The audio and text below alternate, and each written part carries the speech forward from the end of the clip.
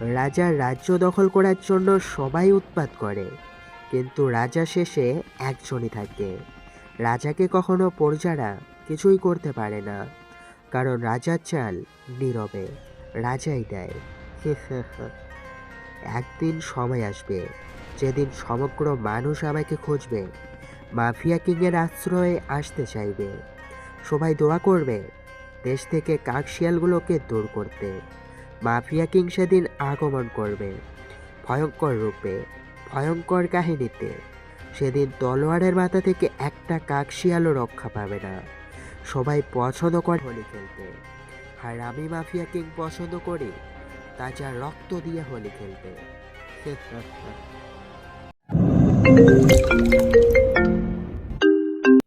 কে এই এসকে? শুধু আমাকেই টার্গেট করতেছে। আমার গোডাউনের মাল আত্মসাৎ, আমার লোকদের মারা। কে এই এসকে? খোঁজে বের করো। কথাগুলো এমপি আফতাব সাহেব তার লোকদের চিল্লিয়ে বললেন। সবাই লেগে পড়ে এসকের রহস্য উদ্ঘাটন করতে। বেশ কয়েকদিন ধরে আফতাব সাহেবের মালামাল আফতাব সাহেবের লোকদের মেরে তার পাশে রক্ত দিয়ে বড় বড় করে এসকে লিখে যায়। কিন্তু কে এই এসকে তা সবার অজানা। অপরদিকে আফতাব সাহেবের কাছের দুজনকে মেরে তার পাশে আপনার নাম লিখে আসে।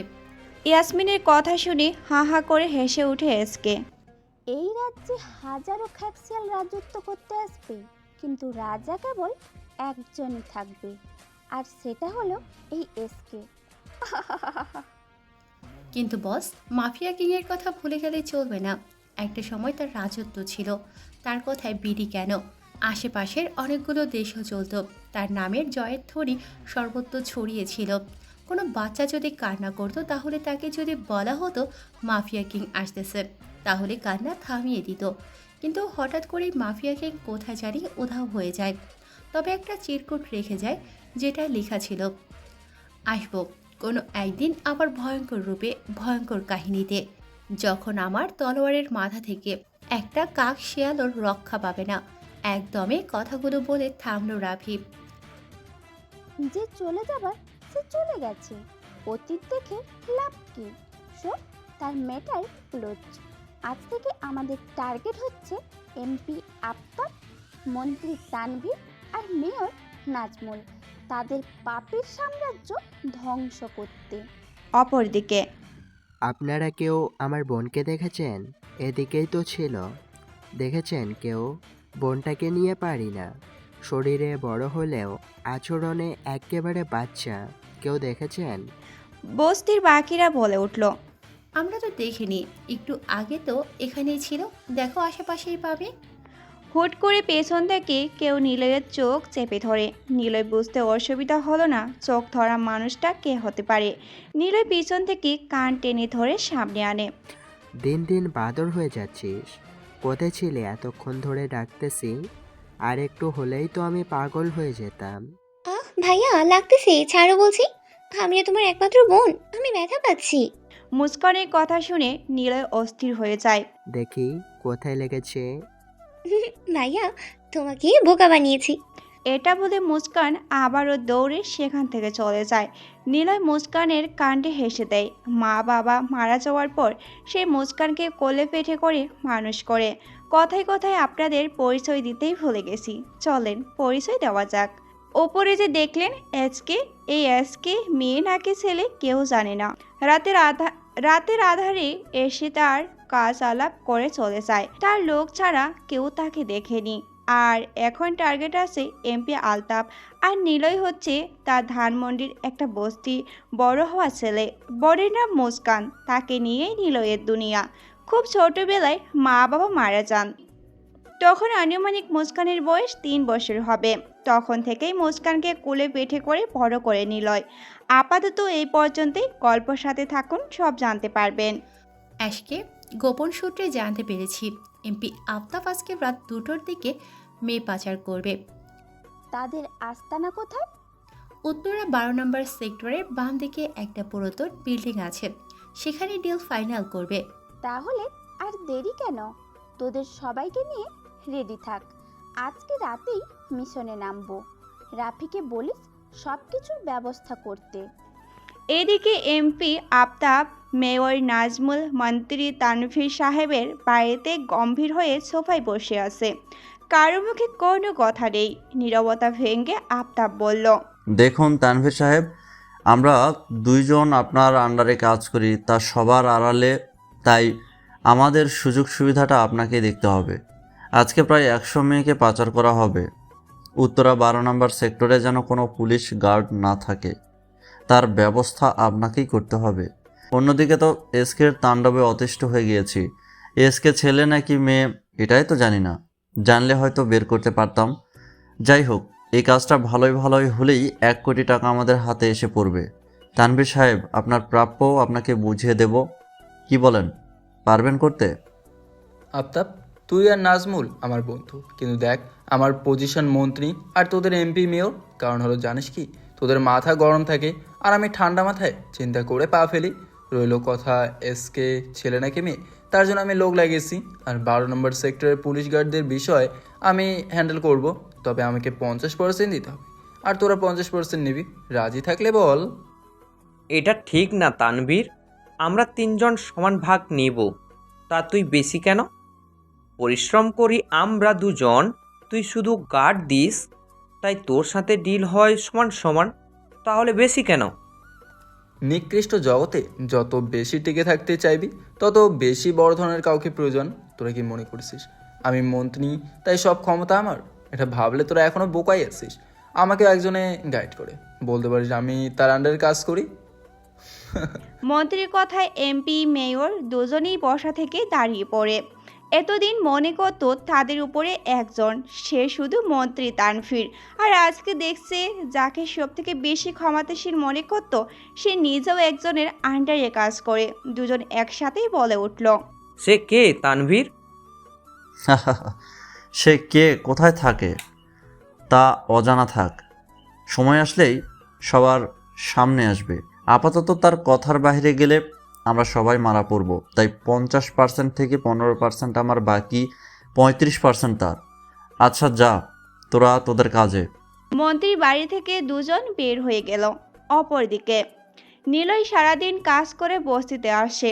ঘরে গিয়ে দেখে বই নিয়ে মুখ ফুলে বসে আছে তার বোনটাকে দেখলে নিলয়ের সারাদিনের ক্লান্তি চলে যায়।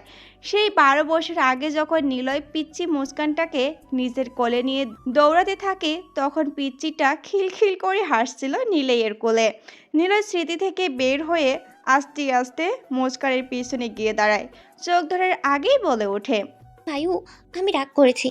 সেই কখন বের হয়েছো আর এখন বাজে কয়টা? রাত 11টা। সকালে বের হয়েছো আর এখন আসছো বোনের খোঁজ নিতে? যাও, তোমার সাথে কাটতি। সরি, আর এমনটা হবে না, প্লিজ রাগ করিস না ভাইও, আর করব না, এবারের মতো মাফ করে দে। ভাইউ, সারাদিন কাজ করতে তোমার অনেক কষ্ট হয়, তাই না? একদিন আমি অনেক বড় হব, অনেক বড় ডাক্তার হব। তখন আর তোমাকে সারাদিন কাজ করতেই হবে না। তখন আমি কাজ করব আর তুমি বসে থাকবে। বোনের আদর মাখা কণ্ঠ শুনে নিলয়ের চোখে পানি চলে আসে। এই বোনটাকেই তার দুনিয়া। না বলা কথাও বুঝে ফেলে। বোনের কথা শুনে দুজন একসাথে হেসে ওঠে। এদিকে রাত 2টো। ছুঁই এসকে তার সাথীরা 12 নাম্বার স্টোরে একটা প্রোটিন গুডাউনের পাশে দাঁড়িয়ে আছে। রাহি বলে উঠল, ইয়াসমিন, তুই সিএর জানিস তো? এখানে তাদের আস্তানা। হ্যাঁ, আমি শিওর এখানেই তাদের আস্তানা। রাহি আর ইয়াসমিনের কথা বলার মাঝে এসকে বলে উঠল, চুপ কর, সামনে দেখ। সবাই সামনে তাকিয়ে দেখলো কয়েকজন লোক গোডাউন থেকে বের হচ্ছে। তার একটু পর এখানে কয়েকটা গাড়ি আসে। এসকে বুঝতে অসুবিধা হলো না, তারাই পাচারকৃত মেয়েদের নিতে এসেছে। এসকে সবাইকে আদেশ করে যে যার পজিশন নিতে। এখনই তারা তাদের মিশন শুরু করবে। এসকের সাথে লোক সংখ্যা 15 জন, 5 জনের ভিতরে আর বাকি 10 জন বাহিরে। পুরো গোডাউন ঘিরে নিয়েছে। পজিশন অনুযায়ী তারা তাদের কাজে লেগে যায়। এসকে আর রাহি ইয়াসমিনের সাথে আরেকজন ভিতরে যাবে, বাকিরা বাহিরে। তারা গোডাউনের দরজার সামনে দুজনকে দেখতে পেল পাহারাদার হিসাবে। আস্তে আস্তে গিয়ে ঘাড় মটকিয়ে দেয়। খুব সাবধানতার সাথে ভেতরে প্রবেশ করে। ভেতরে গিয়ে তারা এমন কিছু দেখবে কখনোই আশা করেনি। ভেতরে গিয়ে তারা এমন কিছু দেখতে পেল, বাহিরে যেমন গোডাউনটা পুরানো ভাঙাচুর, কিন্তু ভিতরে তার একেবারে উল্টো। সমস্ত গোডাউন লাইটিং করা, আর ভেতরে একটা কোনায় মেয়েগুলোকে আটকে রেখেছে। মেয়েগুলো থেকে একটু দূরে এমপি সাঙ্গপাঙ্গরা বসে আছে, হয়তো এমপি আসার অপেক্ষায়। এরই মাঝে সেখানের মেয়েগুলোকে আটকে রাখা হয়েছে। সেখান থেকে চিল্লানোর আওয়াজ ভেসে আসে। তাদের কয়েকজন গিয়ে দরজা খুলে দিতেই দেখতে পাওয়া যায় সেখানে একটা মেয়ে ফাঁসি লেগে আত্মহত্যা করেন। তাই বাকি মেয়েরা চিল্লানো শুরু করছেন।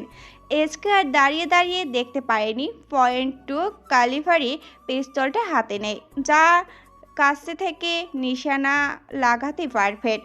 হাত নিয়ে ওখানের একজনের কপাল বরাবর শ্যুট করে, ওইটা ওখানেই পড়ে যায়। বাকিরা বুঝে যায় তাদের সামনে কে আসতে চলেছে। অনেককে তো হাঁটু কাঁপাকাঁপি শুরু হয়েছে। তারা 5 জন একে একে সবাইকে শ্যুট করে মেরে দেয়। একজন লিডার টাইপ ছিল, তাকে এখনো মারেনি, শুধু পায়ে একটা শ্যুট করে। এদের পা নিয়ে মাটিতে বসে কান্না জুড়ে দেয়। তারা যতটা কঠিন মনে করেছিল, আসলে এখানে কেউ নেই। যেমন টাইট সিকিউরিটি আছে মনে করেছিল, আসলে ভিতরে 12 জন বাদে কেউ নেই। এমপি আফতাব এখনও আসেনি। এসকে সহ সাথীদের সাথে মাইক্রোফোন ছিল। সে বাহিরের সবাইকে ভিতরে আসতে বলে। সবাই ভিতরে আসার পর ইয়াসমিন, তুই সব মেয়েকে নিয়ে থানার সামনে দিয়ে আয়, ঠিক থানার সামনে ছেড়ে দিয়ে আসবি। আর তোমরা ভয় পেও না, আমি এসকে। আর তোমরা যা দেখছো সব এখানেই ভুলে যাও। থানার পুলিশ জিজ্ঞাসা করলে বলবে একজন আগন্তুক এসে আমাদের বাঁচিয়েছে, কিন্তু কে তা আমরা জানি না। আর আমাদের কথা ভুলেও মুখে আনবে না। সবাই মাথা নাড়ায়। ইয়াসমিন তাদেরকে নিয়ে চলে যায়। এসকে তার ফোনটা বের করে থানায় ওসি রফিক মিয়াকে ফোন করে বলে, আপনার থানার সামনে 99 জন মেয়েকে নামিয়ে দিয়েছে আমার লোক। পাচার করতে চেয়েছিল, আশা করি আপনি তাদেরকে বাড়ি পর্যন্ত পৌঁছে দিবেন। এটা বলে এসকে ফোন কেটে দেয়। হ্যালো, কে আপনি? অপাশ থেকে ফোনটা কেটে যায়। রফিক মিয়া দৌড়ে থানা থেকে বের হয়ে দেখে সত্যি সত্যি থানার সামনে অনেকগুলো মেয়ে দাঁড়িয়ে আছে, আর পাশ দিয়ে একটা গাড়ি চলে যাচ্ছে। বুঝতে বাকি নেই যে তাকে ফোন করেছে তার লোক এগুলো। এইদিকে আফতাব সাহেব গোডাউনের সামনে এসে থমকে যায়, কারণ কেমন জানি ফাঁকা ফাঁকা লাগতাছে। উনি গার্ডসহ ভিতরে গিয়ে দেখে তার সব কটা লোকের কপাল বরাবর শ্যুট করা। মনে হচ্ছে কোনো হায়না এসে তাদেরকে মেরে চলে গেছে। আর গোডাউনে কোনো মেয়ের সেটে ফোটাও নেই। ওনার মাথা চক্কর দিয়ে উঠল। পাশে দেখে তার বিশ্বস্ত লোক সাবতারের লাশ। দৌড়ে সেখানে গিয়ে দেখে চোখ উফরিয়ে ফেলা হয়েছে। চোখে তাজা রক্ত বের হয়ে মাটিতে গড়াগড়ি খাচ্ছে, আর হাত কেটে বুকের উপর রাখা হয়েছে। পাশেই বড় বড় করে লেখা এসকে। লেখাটা দেখে 2 কদম পিছে চলে যায় আফতাব সাহেব। এই মিশনের কথা তারা আর তার লোক ছাড়া কেউ জানে না। তাহলে এসকে কিভাবে জানতে পারলো? চোখ আর হাত কেটে কপাল বরাবর যেই শ্যুট করছে তা থেকে ধোঁয়া বের হচ্ছে, বোঝাই যাচ্ছে এই মাত্র শ্যুট করা হয়েছে। দেরি না করে আফতাব সাহেব গাইডে নিয়ে স্থান ত্যাগ করেন। আজকে তোর কলেজের প্রথম দিন, একদম দুষ্টুমি করবি না। সুন্দর করে সবার সাথে কথা বলবি, না হলে মানুষ ব্যাড গার্ল বলবে। আমার বোন তো গুড গার্ল, তাই না? হ্যাঁ ভাইউ, আমি গুড গার্ল। আমি কারোর সাথেই দুষ্টুমি করব না। কিন্তু তুমি কখন এসে নিয়ে যাবে বলো না ভাইউ? তোর কলেজ ছুটি হওয়ার আগেই আমি দাঁড়িয়ে থাকবো, সমস্যা নেই। আচ্ছা। নীলই তার বোনের মাথার চুল আঁচড়িয়ে দিচ্ছে, আর তাতেই বোঝাচ্ছে বোনটাকে নিয়ে অনেক স্বপ্ন আছে। পড়াশোনা করে অনেক বড় ডাক্তার হবে। ছোটবেলায় বস্তির কেউ জিজ্ঞাসা করলে বলতো আমি অনেক বড় ডাক্তার হব, আর তোমাদের ফ্রিতেই চিকিৎসা করাবো। বস্তির সবাই মুস্কানকে অনেক স্নেহ করে। বোনটা খুবই মিশুক, সহজেই মানুষকে আপন করে ফেলে। এটার জন্য নীলয়ের বেশ চিন্তা হয়। হয়েছে ভাইউ, আর আজ রাইতে হবে না। এমনিই ঠিক আছে, তাড়াতাড়ি রেডি হতে হবে না, না হলে প্রথম দিনই দেরি হয়ে যাবে। নিলয় মুস্কানকে রেডি করিয়ে রিক্সা নিয়ে চলে যায় কলেজের উদ্দেশ্যে। মুস্কানকে যে কলেজে ভর্তি করেছিল সেখানে কলেজ আর ভার্সিটি একসাথেই। গেটের সামনে মুস্কানকে নামিয়ে দিয়ে নিলয় চলে যায় কলেজের উদ্দেশ্যে। আপনি কচু করতেছেন? 1 কোটি টাকা ছাই হয়ে গেল। কোথায় আপনি না এসকের ডিটেলস বের করবেন, কোথায় আপনার বের করা? বেশ চিল্লিয়ে কথাগুলো বলল আফতাব সাহেব। রাতে গোডাউন থেকে বাড়ি ফিরে সকাল সকাল মন্ত্রীর বাড়িতে হাজির হয় এমপি আফতাব আর মেয়র। এসেই মন্ত্রীর উপর চিল্লানো লাগায়। তানভীর সাহেব শুধু গম্ভীর হয়ে বসে আছেন সোফায়। তো নাজমুল সাহেব বলেন, আচ্ছা, তোমাদের কি মাফিয়া কিংয়ের কথা মনে আছে, যে এক সময় আতঙ্কের কারণ ছিল? কেউ কোনো খারাপ কাজ করার আগেই সেখানে মাফিয়া কিংয়ের লোক হাজির থাকতো, কিন্তু তার লোকেরাও তাকে দেখেনি। মনে আছে সেই মাফিয়া কিংয়ের কথা? তুই কি বলতে চাচ্ছিস? এসকে এটাই মাফিয়া কিং যে নতুন লুকে আবার হাজির হয়েছে? তানভীর সাহেবের কথায় দুজন মাথা নাড়িয়ে হ্যাঁ সূচক বলে। মাফিয়া কিং হলে এভাবে কখনোই আসতো না। 12 বছর ধরে মাফিয়া হওয়ার তীব্র ইচ্ছে ছিল। তখন ছিল মাফিয়া রাজু নামে এক মাফিয়া, যে সব জায়গায় রাজত্ব কায়েম করে রেখেছিল। তাকে মারতে পারলে মাফিয়ার সমগ্র পাওয়ার নিজের হয়ে যাবে, কিন্তু তাকে মারা তো দূর, তার সামনেও কেউ যেতে পারতো না। হঠাৎ একদিন শুনতে পাই মাফিয়া রাজুকে কে জানি মেরে রাস্তার মোড়ে টাঙিয়ে গেছে, কিন্তু সে কে, কি পরিচয় সবার অজানা। এক নাগাড়ে কথাগুলো বলে তানভীর সাহেব থেমে আবারও বলতে লাগলো, তোদের একটা সিক্রেট বলি। রাশিয়ায় যখন সমস্ত মাফিয়াদের ডাকা হয় মিটিং করা হবে বলে, তখন আমিও সেখানে ছিলাম। সমস্ত মাফিয়ার নিচে চেয়ারে রাখা, ওখানে বসে, কিন্তু সবার উপরে সিংহাসনের ন্যায় একটা সিংহের মাথায় হাত দিয়ে চেয়ার রাখা। এটা দেখে আমার খুব ইচ্ছে করেছিল ওইখানে বসার, কিন্তু একটু পর সবার মুখে জয়ের ধ্বনি শুনতে পাই। সবার মুখে একটাই ডাক, কিং কিং কিং। একটা কালো রঙের কাপড় পরা, মুখে মাস্ক, মাথায় ইয়ার লম্বা টুপি, পরনে একজন ওই সিংহের চেয়ারটায় বসে। তখন শুধু আমি তার চোখগুলো দেখেছিলাম। চোখগুলোতে জ্বলন্ত আগুনের ফুলকি বের হচ্ছিল। মনে হচ্ছিল সেই মাফিয়া হওয়ার জন্য পারফেক্ট, কিন্তু আমার অনেক ইচ্ছে হয় সেই চেয়ারটায় বসার। তাই সম্ভব না। সেদিন সেখান থেকে চলে আসি খালি হাতে। তানভীর সাহেবের কথায় দুজন হা করে তাকিয়ে তার দিকে থাকে। যে মাফিয়াকে কেউ দেখেনি, শুধু তার লোকেরা চোখ দেখেছে, সেটা তানভীর সাহেবও চোখ দেখেছে। আর তার আশা মাফিয়া কিং হওয়ার ভাবা যায়। তাহলে এখন তো মাফিয়া কিং নেই, তাহলে এখন তার জায়গাটা নিতেই পারে। মাফিয়া কিং নেই, তার রাজত্বও নেই। এত সহজ হলে আর মন্ত্রী হতাম কেন রে? মাফিয়া কিং হতাম, কারণ মাফিয়া কিং আমার মতো হাজারটা মন্ত্রীকে পকেটে রাখে। মাফিয়া কিং চলে গিয়েছে, তবে তার আন্ডারে কাজ করে 64টা দেশের মাফিয়া এখনও আছে, যারা ভালোর পক্ষে খারাপের বিপক্ষে। মাফিয়া কিংয়ের সিংহাসনটা এখনও পর্যন্ত যত্নে রেখেছে। কেউ ওটা ধারে কাছে গেলেও 64টা দেশের মাফিয়াদের ক্রস করে যেতে হবে। আর তারা কোনো পাতি মাফিয়া না, যাদের নাম শুনলে অনেক মাফিয়ারা সব দেশ ছেড়ে পালায়, তেমন মাফিয়া। তাই মাফিয়া কিং হওয়ার আশাটা বাদ দিলাম। রইল কথা এসকে, এটা কখনো মাফিয়া কিং হতে পারে না, কারণ মাফিয়া কিং আমাদের মারতে এগুলো ছলচাতুরি ব্যবহার করার প্রয়োজন নেই। আসবে, মেরে চলে যাবে, তাকে বাধা দেওয়ার ক্ষমতার কারণেই। এসকে তার কাহিনীটা বের করতে দে, আমি দেখতেছি। আচ্ছা তোরা যা, আমার মন্ত্রী সমাবেশ আছে। মন্ত্রীর বাড়ি থেকে তোরা দুজন বের হয়ে যায় নিজ গন্তব্যে।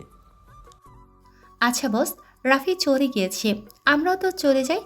কাল আবার দেখা হবে। আজকে মনটা সবার ভালো। আফতাব সাহেবের মেয়ে পাচারকারী ডান হাতটাকে শেষ করতে পেরে। এভাবে সমাজের কীটগুলোকে শেষ করতে পারলেই আর কোনো খারাপ কাজ হবে না সমাজে। আমাদের মতো অসহায় হবে না কেউ। আচ্ছা বস, আসি। শোন, তোরা হচ্ছিস আমার ফ্যামিলি, একসাথে থাকতেই পারি, সমস্যা হবে না। চল আমরা খেয়ে নেই। এসকের কথা শুনে রাহি, ইয়াসমিন, অবনী সবাই হেসে দেয়। তারা সবাই একসাথে ফ্যামিলি নিয়ে হাসি ঠাট্টা করেই খাচ্ছে। কেউ কারো কাছ থেকে মাছ না হয় গোস্তের টুকরা কেড়ে নিচ্ছে। মনে হচ্ছে জয়েন্ট ফ্যামিলি। পরের দিন, ভাইও, নতুন কলেজ আমার অনেক পছন্দ হয়েছে। ওখানে গিয়েই আমি দুজন ফ্রেন্ডস পেয়েছি। একজন বড়লোক, আরেকজন আমাদের মতোই। ভাইও আব্বু আম্মু নেই, সে নাকি অনাথ আশ্রমেই বড় হয়েছে। প্রথম দিনই তারা আমার সাথেই মিশে গিয়েছে। ভাইও, আমার কিউট বোনটার সাথে না মিশে কেউ থাকতে পারে? তবে এত সহজে সবাইকে আপন করলে পরে নিজের ক্ষতি করে। কি যে বলো, সেই ছোটবেলা থেকেই আমরা হচ্ছি গরিব। আমাদের ক্ষতি করে কে কি পাবে? আমাদের কাছে তো টাকাই নেই, টাকা থাকলেই তো ক্ষতি করে। মুস্কানের ফুল মনের কথা শুনে নিলয় মনে মনে হেসে ওঠে। এই আপন করা মানুষগুলোর ক্ষতির কারণ হয়। সে পদে পদে বুঝতে পারে। এইসব চিন্তা মাথা থেকে ঝরে ফেলে নিলয় বোনকে রেডি করিয়ে কলেজে দিয়ে আসে। এমপি আফতাব সাহেবকে ব্যাংকের ম্যানেজার কল দিয়ে বলে, স্যার আপনার অ্যাকাউন্ট থেকে 500 কোটি টাকা গায়েব হয়ে গিয়েছে। কিভাবে হলো তা আমরা কেউ জানি না। এত টাইট সিকিউরিটি দেওয়ার পরও আপনার টাকা কিভাবে গায়েব হলো তা নিয়ে বেশ চিন্তায় আছি। শুনেছি ব্যাংক হ্যাকার টিম নামে একটা হ্যাকার গোষ্ঠী আছে, তাদের কাজ হয়তো, কারণ তারা এই কাজ না করলে কেউ করতে পারবে না। ব্যাংকের ম্যানেজারের কথা শুনে আফতাব সাহেব সোফায় ধপাস করে বসে পড়ে। তার এতদিনে জমানো উপার্জন এক নিমেষেই শেষ। প্রেশার লো হয়ে যাচ্ছে। লোকদের বলে মাথার পানি দিচ্ছে। একটু পর একটা কল আসে। ফোন রিসিভ করার পর ওপাশ থেকে ভেসে আসে, পাপ করতে করতে তোর 16 কলা পূর্ণ হয়ে গিয়েছে। কত মায়ের বুক খালি করে তাদের মেয়েদের অন্ধকারে ঠেলে দিয়েছিস। কথাই জানিস, পাপ করতে করতে যখন শেষ হবে তখন কেউ একজন এসে ধ্বংসস্তূপ দেখিয়ে যাবে। এখন তোর টাকা গিয়েছে, 2 দিন পর তোর প্রাণ নাশ হবে। রেডি থাক, তোকে কাঙ্গাল বানিয়েছি। এখন শুধু জীবনটা কেড়ে নিতে এই এসকে যে কোনো সময় তোর মৃত্যুর রূপে হাজির হবে। এসকের কথা শুনে আফতাব সাহেব ভয় পেয়ে যায়। সাথে সাথেই মন্ত্রী তানভীরকে কল দেয়। আচ্ছা তুই কোনো চিন্তা করিস না, এমন টাকা আমরা কত আসবে আর কত যাবে। আর তুই আপাতত আমার বাংলো বাড়িতে থাক, কড়া সিকিউরিটি দিয়ে রাখবো, একটা মশাও যেতে পারবে না। আজকে এসে যা। মুস্কান, তোর ভাইয়া কি প্রতিদিন তোকে দিয়ে যায়? না মানে প্রতিদিন দেখি কেউ একজন গেটের সামনে তোকে নামিয়ে চলে যায়।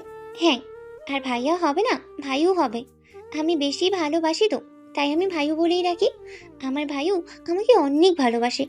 তোমাদের তো বলেছি, ছোটবেলা থেকেই একাই বাবা মায়ের দায়িত্ব দিয়ে বড় করেছে। কখনো একটা ধমক পর্যন্ত দেয়নি। আমার সব আবদার পূরণ করার চেষ্টা করেছে। আমার ভাইও বেস্ট। তো তোর ভাইওকে কি আমাদের সাথে পরিচয় করিয়ে দিবি? আমরাও দেখি তোর ভাইওকে, এত এত ভালো মানুষটাকে। আচ্ছা, আজকে ভাইও আসবি, একটু পরেই, তখন তোরা থাকিস, পরিচয় করিয়ে দিব। তা তোর ভাইও কি কাজ করে বললি না তো আমাদের? শুধু সারাক্ষণ ভাইউ এটা ভাইউ ওটা করে গেলি। কলেজ ছুটি হয়ে যায়। মুস্কান, সানজিদা আর আফরা কলেজের সামনে দাঁড়িয়ে থাকে নিলয়ের আসার অপেক্ষায়। তখনই বাইরে থেকে কয়েকজন ছেলে আসে। তাদের মধ্যে একজন বলে উঠল, ওহে ফুলটসিরা, তোমরা দাঁড়িয়ে আছো কেন? লিফট লাগলে বলো, আমরা আমাদের সাথে করে নামিয়ে দিয়ে আসবো। হা হা হা। ছেলেটার গা ছাটা কথা শুনে তিনজন ভয়ে জড়সড়ে হয়ে দাঁড়িয়ে থাকে। কিন্তু আফরাকে দেখেই বোঝাই যাচ্ছে বেশি ভয় পাচ্ছে না। ছেলেগুলোর থেকে একটা ছেলে বের হয়ে আসে, এসেই তাদের তিনজনের বরাবর দাঁড়ায়। ঘুরে ঘুরে তাদের দেখে মুস্কান বারবার দাঁড়িয়ে জিজ্ঞাসা করে, নতুন তুমি? মুস্কান তো ভয়ে কাঁপাকাঁপি শুরু করে দিয়েছে, কারণ সে কখনো এমন পরিস্থিতিতে পড়েনি। আফরান বলে উঠল, হ্যাঁ ও নতুন, আপনাদের তো এখানে কাজ নেই, তাহলে এখানে কি করেন? তুই এত পকর পকর করিস কেন? তোকে জিজ্ঞাসা করেছি, তুই চুপচাপ থাক, তা না হলে আমি কেমন ছেলে জানিস তো। কী করতে পারি তোদের? এখান থেকে টেনে নিয়ে যাব, বাঁচানোর মতো কেউ থাকবে না। হা হা। আফরা বলে উঠল। ছেলেটির কথা শুনে মুস্কান আর সানজিদা ভয়ে আরও জড়সড় হয়ে একজন আরেকজনকে চাপটে ধরে। তখনই কলেজের লেকচার এই দিকে আসে, এসে বলে, কি হচ্ছে এখানে? আর রানী তুমি এখানে কেন? স্যার আমরা এখানে দাঁড়িয়েছি, তারা এসে বিরক্ত করতেছে। রনি এখান থেকে চলে যাও, তুমি ভার্সিটি স্টুডেন্ট, এখানে কলেজের সামনে কি, না গেলে আমি প্রিন্সিপালকে জানাতে বাধ্য হব। রনির সাথে চেলাপেলাগুলো রনিকে নিয়ে যায়। রনি যাওয়ার পর সারও চলে যায় তাদেরকে সাবধান করে। তখনই তাদের সামনে নিলয় এসে দাঁড়ায়। দূর থেকে মুস্কানকে দাঁড়িয়ে থাকতে দেখে এই দিকেই আসছিল। নিলয়কে দেখেই আফরা বলে, একদল গেল, আরেক বকাটে এসে হাজির। কি আপনি মিয়া, সরেন সামনে থেকে। আফরার কথা শুনে নিলয় ভেবা চেকা খেয়ে যায়। আমতা আমতা করে বলে, আমি নিলয়, মুস্কানের ভাইয়া। নিলয়ের কথার আওয়াজ শুনে মুস্কান মুখ উপরে তুলে ফাইউকে দেখেই জড়িয়ে ধরে কান্না করে দেয়। কি হয়েছে বনু, কান্না করতেছিস কেন? বল আমাকে, কেউ কিছু বলেছে তোকে? কি হলো বল? মুস্কান ফুপিয়ে ফুপিয়ে কেঁদেই যাচ্ছে। পাশ থেকে সানজিদা বলল, তেমন কিছু না ভাইয়া, অনেকক্ষণ ধরে দাঁড়িয়ে আছে তাই কান্না করে দিয়েছে। নিলয় নানানভাবে বুঝিয়ে মুস্কানের কান্না বন্ধ করায়। কান্না বন্ধ করে মুস্কান তাদের সাথে পরিচয় করিয়ে দেয়। ভাইউ, আমি তোমাকে আমার ফ্রেন্ডসদের কথা বলেছিলাম না, এই হলো আমার দুজন ফ্রেন্ড, আরফা আর সানজিদা। নিলয় তাদের সাথে পরিচয় হয়। আফরা চলে যায়। বস্তিতে যেতে হলে আশ্রম পার হয়ে যেতে হয়, তাই নিলয় বলল তাদের সাথে যেতে। সানজিদা রাজি না হওয়ায় মুস্কান বম হয়ে ফুলে যায়। অপরাগ হয়ে সানজিদা রাজি হয়। তারা সানজিদাকে আশ্রমের সামনে নামিয়ে দিয়ে চলে যায় বস্তিতে। অপরদিকে এসকে এমপি আফতাব ও আপনার ভয়ে মন্ত্রীর বাংলো বাড়িতে গিয়ে আশ্রয় নিল। সেখানে টাইট সিকিউরিটি, কীভাবে তাকে শেষ করবেন? সেখানে একটা মাছিও যেতে পারবে না। বাইরের দেশের মার্শাল আর্টদের নিয়ে সিকিউরিটি দেওয়া। গ্যাংস্টার রাজ্যে হাজারো গ্যাংস্টার রাজত্ব করতে আসবে, কয়জনই বা টিকে থাকবে? রাজার রাজ্যে হাজারো মানুষ রাজা হওয়ার জন্য ওত পেতে আছে, কিন্তু রাজা কেবল একজনই, কারণ যে কেউ বললেই রাজা হতে পারবে না। রাজা হওয়ার জন্য তার মধ্যে থাকতে হবে রাজবংশের রক্ত, চাইলেই কেউ রাজা হতে পারবে না। একদমে কথাগুলো বলে থামলো এসকে, আবার বলা শুরু করলো। তোরা কি মাফিয়া কিংয়ের একটা কথা জানিস যা তিনি বলেছিলেন? সকলে এক ধানে এসকে দিকে তাকিয়ে আসে। এসকে আবার বলা শুরু করলো। কিং বলেছিল গ্যাংস্টার রাজ্যে কেউ কারোর আপন হয় না। ক্ষমতার লোভে সবাই নরপিশাচের রূপ ধারণ করতে পারে, কেউ কারোর আপন না। হাজারো মাফিয়া কিং হতে চায়, হাজারো পাতি মাস্তান মাফিয়া হতে চায়। এটাই মাফিয়া জগৎ। আচ্ছা ছাড়, আজকেই তো এমপিকে মারার কথা, রেডি থাকিস ঠিক রাত 2টোয়। আজকের মিশনটা একটু হার্ড হবে, সমস্যা নেই, আজকে আফতাবের কাহিনী শেষ করব। রাত 2টো সুই সুই। এসকে আর তার লোকেরা বাংলো বাড়ির সোজা 10তলা বিল্ডিংয়ের উপর দাঁড়িয়ে আছে।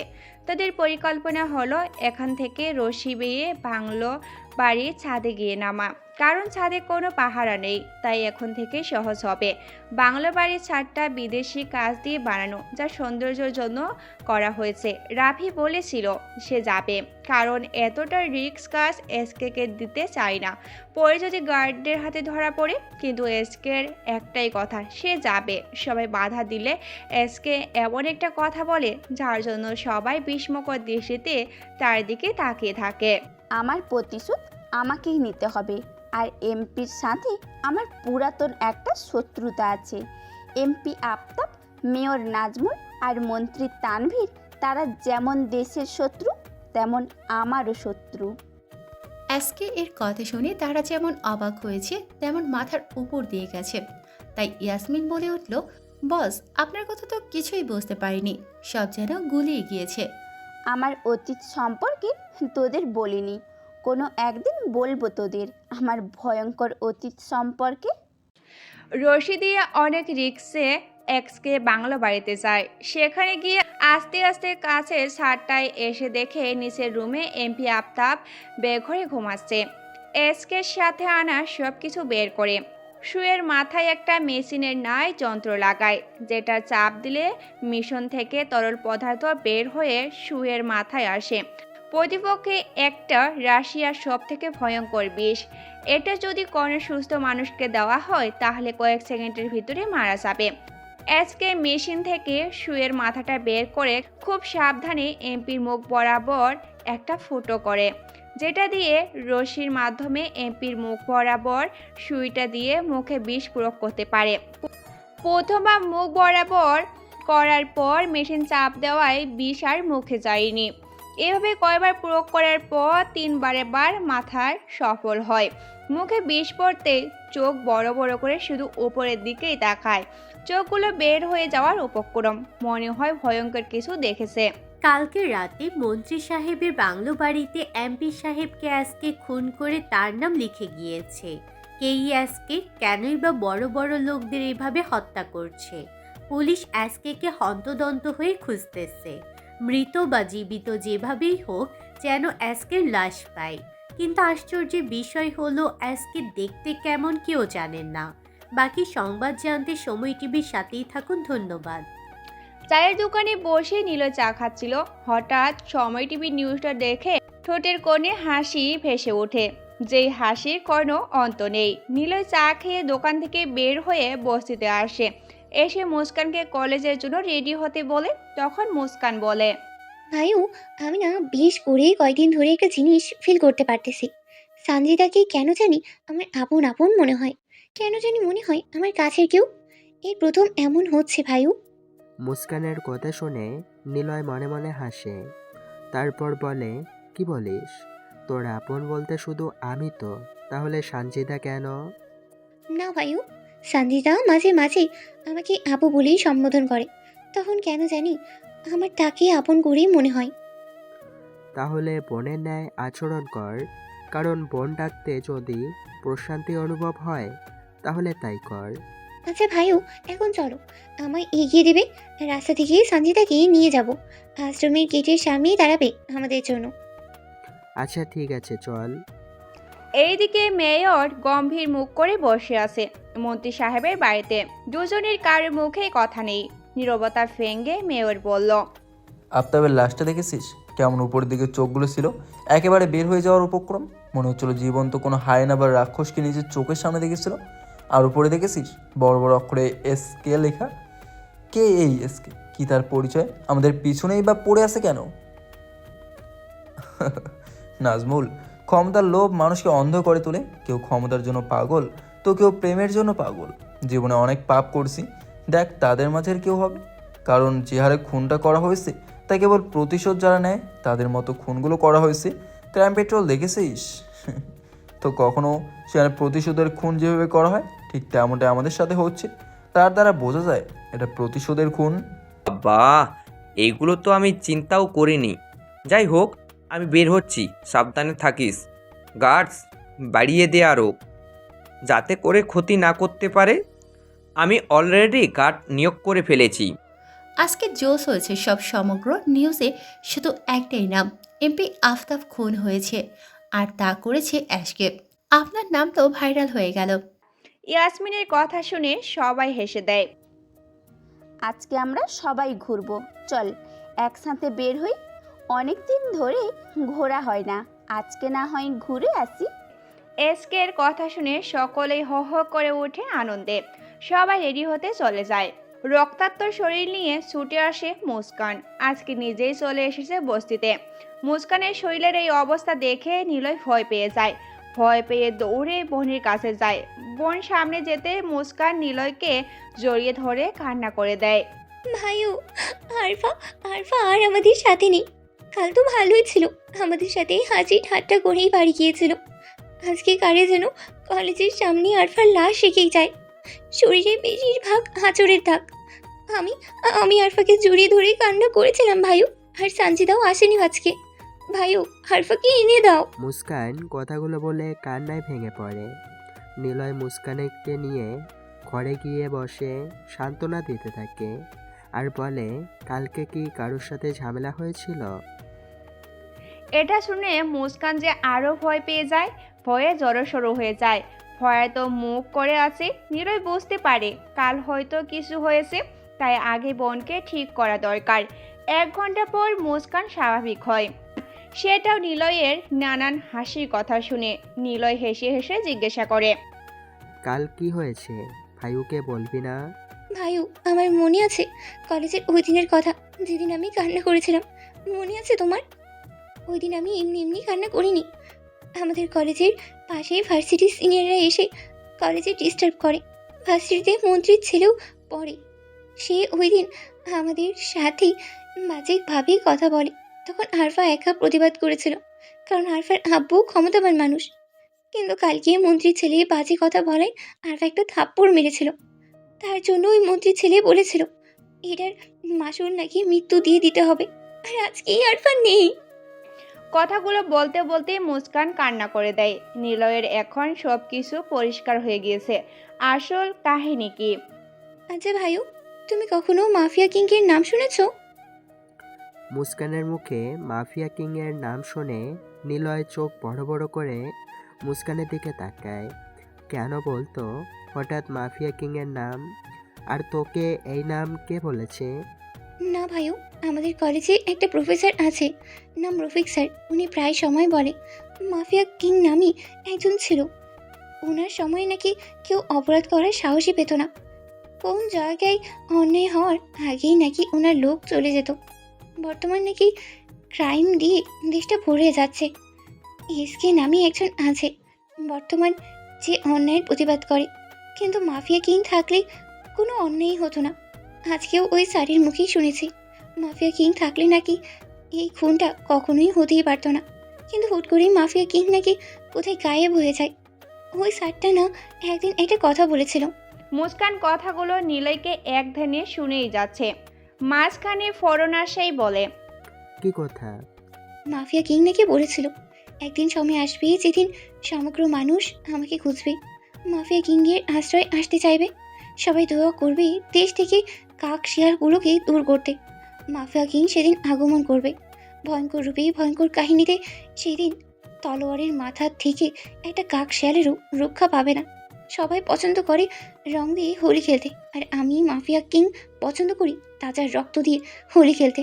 মুস্কানের মুখে মাফিয়া কিংয়ের কাহিনী শুনে নিলয় অবাক হয়ে যায়। বলে, এগুলো কথা কি ওই স্যার বলেছে? মুস্কান মাথা নাড়ায়। আচ্ছা ভাইও, মাফিয়া কিন্তু বলেছিল যেদিন ক্রাইম ভরে যাবে আর লোকেরা দোয়া করবে ওই দিন আসবে। তাহলে এখনো আসে না কেন? তাকে তো প্রয়োজন আমাদের। আমি দোয়া করতেছি ভাইও মাফিয়া কিং আসার, এসে আরফার খুনের প্রতিশোধ নিতে। মুস্কানের কথায় নিলয় মনে মনে হাসে। তার বোনটা মাফিয়া কিংয়ের আসার জন্য দোয়া করতেছে। নিলয় বলে ওঠে, আমার বোনের দোয়া অবশ্যই বিফলে যাবে না। মাফিয়া কিং অবশ্যই আসবে। ওই যে বললি নতুন রূপেই আসবে, তার ভয়ঙ্কর রূপ নিয়ে রক্তময় হোলিতে মেতে উঠতে। ভাইও তুমি কেমনে জানো এগুলো? আরে যা, মাত্র না তুই বললি, এগুলো তোর থেকে শুনেই তো বললাম। আচ্ছা তুই পড়তে বস, আমি বাহির থেকে আসছি। বলেই নিলয় বের হয়ে যায়। বের হয়ে পুরাতন একটা ভাঙ্গাচোরা বাড়ির সামনে গিয়ে মাটি খুবে নোকিয়া একটা বাটন ফোন বের করে সুইচ অফ খুলে কাকে যেন একটা ফোন দেয়। নিলয় কি বলল কিছুই বোঝা যায়নি, তবে ওপাশ থেকেই বলল, আচ্ছা বস, রাতের মধ্যেই হয়ে যাবে। এইদিকে মন্ত্রী সাহেবের কাছে খবর আসে এসকে আগামীকাল রমনা পার্কের সামনে আসবে তার সাথীদের নিয়ে। এটাই মন্ত্রীর জন্য সুবর্ণ সুযোগ। এসকে ছেলে নাকি মেয়ে কালকেই বোঝা যাবে। কে তোরা আর আমাকে বেঁধে রেখেছিস কেন? জানিস আমি কে? মন্ত্রীর ছেলে। আমার বাপ তোদের কাউকেই ছাড়বে না। এখনো সময় আছে, ভালোই ভালোই আমাকে ছেড়ে দে। তোর বাপ কি করবে? আমাদের বসকে আসতে দে, পরে তোর বাপ সহ তোর খবর করবে। একটু পর, এই শোনো না, প্রতিদিন ভালোবাসার নতুন নতুন গল্প পেতে ও শুনতে চাইলে আমাদের আলোর ডায়েরি চ্যানেলটি সাবস্ক্রাইব করে পাশে থাকা বেল আইকনটি বাজিয়ে দিও, কেমন? তাদের কথায় মাঝে একটা লোক ঘরটায় প্রবেশ করে।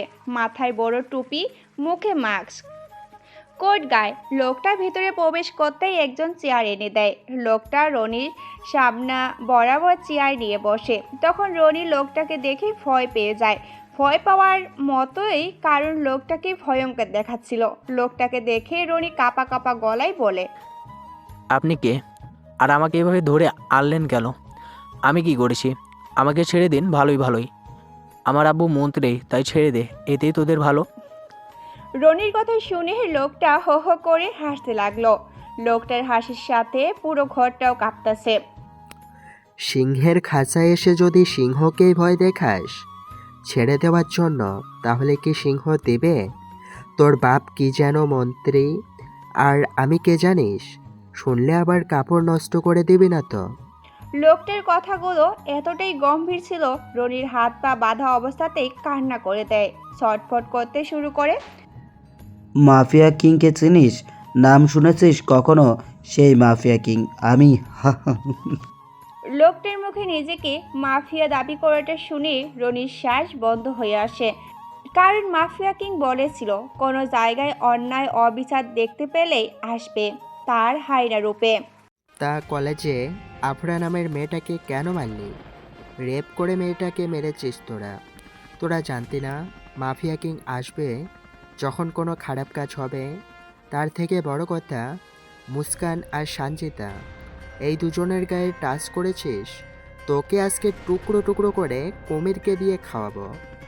আর তোর বন্ধু বান্ধব সবকটাকেই শাস্তি দিব মৃত্যু। মৃত্যু নামক সুখটা দিব। রানা রানা সব যন্ত্র নিয়ে এসেছিস তো? আমি আবার ওইগুলো ছাড়া তৃপ্তি পাই না কাউকে আঘাত করে। জি ভাই, যা যা বলেছেন সব নিয়ে এসেছি। শালার বেটা আপনাকে দেখতে চেয়েছিল, তখন খুব মুখে বুলি ফুটেছিল, আর এখন মুখের সব বুলি বন্ধ হয়ে গিয়েছে। হাতে প্লাস নিয়ে কিং রনির ডান হাতটা তুলে ধরে টান দিয়ে একটা আঙ্গুল থেকে নখ উপড়িয়ে ফেলে। রনি সজোরে চিল্লিয়ে ওঠে। এভাবে একের পর এক হাতের আঙ্গুল তুলে নেয়। কিংয়ের দিকে তাকিয়ে তার সাথের গার্ডরা অনেক সময় ভীতু চোখে তাকিয়ে থাকে। কিংয়ের দিকে তাকিয়ে তার সাথের গার্ডরা, রানা, অনিক সবাই ভীতু চোখে তাকিয়ে থাকে। এইভাবে আর কখনো কিংকে দেখেনি। হাতের আঙুল তুলে শেষ করে অনিক আর রফিকে বলে লোহা দিয়ে আসতে। তারা কিছুই বুঝলো না লোহা দিয়ে কী করবে। অনিক দৌড়ে লোহা নিয়ে আসে। কিং হাতুর আর লোহাটা নেয় হাতে। রানাকে বলে হাত ধরতে। হাতের আঙ্গুলগুলোতে লোহা ঢুকিয়ে থাকে। রনির কান্না আর চিল্লানোর আওয়াজে বাড়িটা কেঁপে উঠতেছে। হাতে লোহা ঢোকানোর পর রানাকে বলে পিঠ থেকে চামড়া তুলে ফেলতে। চামড়া তোলার সময় রনি বলতেছিল, আমাকে মেরে ফেল, তবু আমাকে কীভাবে কষ্ট দিস না। রানার কথায় কিংয়ের কর্ণপাত হলো না। সে বলল গরু মরিচ এনে লাগিয়ে দিতে। সব শেষে জৌরঙ্গ কেটে ফাঁসিটির সামনে বড় গাছের লটকিয়ে আসতে। এই বলে কিং চলে গেল। মন্ত্রী বসে আছে ড্রয়িং রুমে। পাশে বসে আছে তার স্ত্রী রাহেলা বেগম। তিনি স্বামীর উদ্দেশ্যেই বললেন, এখনো তোমার ছেলে বাড়ি ফেরেনি? রাত বাজে 2টা, ছেলেটাকে বাদর বানিয়ে ফেললে। ছেলে কার দেখতে হবে না? মন্ত্রীর ছেলে, একটু একটু এমন হবে। চিন্তা করো না, হয়তো কোনো ক্লাবে পার্টি করতেছে বন্ধুদের সাথে। তবুও তুমি ছেলেটাকে খারাপ বানিয়ে ফেললে। একদিন দেখিও এটার জন্য পস্তাতে হবে। উনি এটা বলে রুমে চলে যান। সাথে মন্ত্রীও চলে যায়। মন্ত্রী কোনো মাথা ব্যথা নেই ছেলে কি করছে বা না করছে, কারণ নির্বাচনের সময় এই ছেলেটাকেই তার কাজে লাগে, তাই তাকে তার মতো করে থাকতে দেন তিনি। এইদিকে সকালবেলা নিউজটা দেখাচ্ছে, আজকে রাতে মন্ত্রী সাহেবের ছেলেকে নির্মমভাবে হত্যা করেছে। হাতের সব নখ উপড়িয়ে তার মাঝে লোহা ঢুকিয়ে দিয়েছে। পিঠ ছিলে তার মাঝে গুঁড়ামরিচ লাগিয়ে যৌনাঙ্গ কেটে ভার্সিটির সামনে ঝুলে রেখেছে। এর আগে এমন খুন কখনো দেখেনি। এমন খুন তো আজকেও করেনি। আশ্চর্যের বিষয় হলো তার শরীরে একটা কাগজের টুকরো রাখা, আর সেটাই লেখা, রাজার রাজ্য হাজার প্রজা বিরাজ করে, তাই বলে প্রজারা রাজা হওয়ার যোগ্য না। কারণ প্রজারা প্রজাই আর রাজা রাজাই থাকে। হাজারো প্রজার মাঝে রাজত্ব কেবল একজনেরই থাকে, সে হলো রাজা। আমার রাজ্যটা কয়েকদিন প্রজাদের দিয়েছিলাম, দেখতে চেয়েছি আসলেই কি রাজা হওয়ার যোগ্য কি না। কিন্তু প্রকৃতপক্ষে রাজা কেবল একজনই, সেটা হলো মাফিয়া কিং।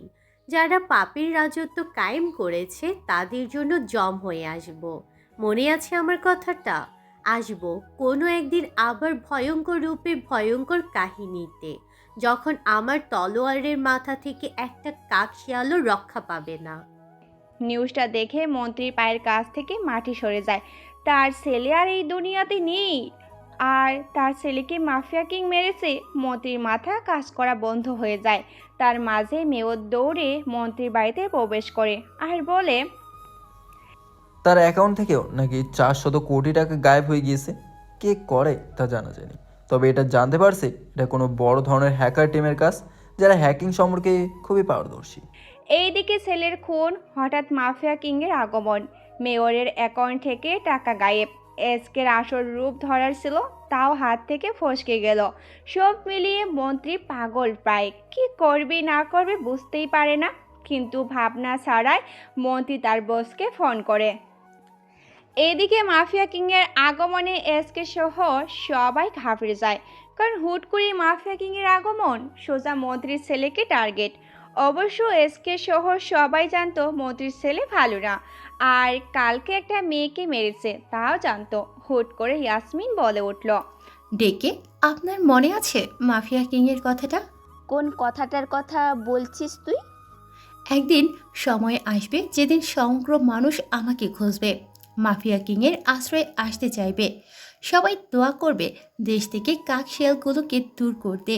মাফিয়া কিং সেদিন আগমন করবে ভয়ঙ্কর রূপে, ভয়ঙ্কর কাহিনীতে।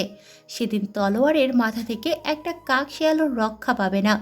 সবাই লাল রক্ত পছন্দ করে, আর আমি করি তাজা রক্তের রং। সবাই ফুলের গন্ধে আনন্দ পায়, আর আমি পাই মানুষের রক্তের ঘ্রাণে। এই কথাটা মাফিয়া কিং বলেছিল অ্যাশকে। ইয়াসমিনের কথায় এসকে সহ রাফি, রাহি, অবনী বলে উঠল, তার মানে মাফিয়া কিং কলেজের সেই খুনের পরেই এসেছে? এইদিকে মুস্কান আর সানজিদা নীলয়ের কাছে ছুটে আসতে আসতে বলতে লাগে, ভাইউ, আমাদের দোয়া কবুল হয়েছে। মাফিয়া কিং চলে আসছে, এই সেই আরফার খুনির প্রতিশোধ নিয়েছে। রনিকে খুবই বিশ্রীভাবে পেয়েছে, তার লাশটা দেখি আটকে উঠেছে সবাই। মুস্কান আর সানজিদা নীলয়ের কাছে ছুটে এসে বলে।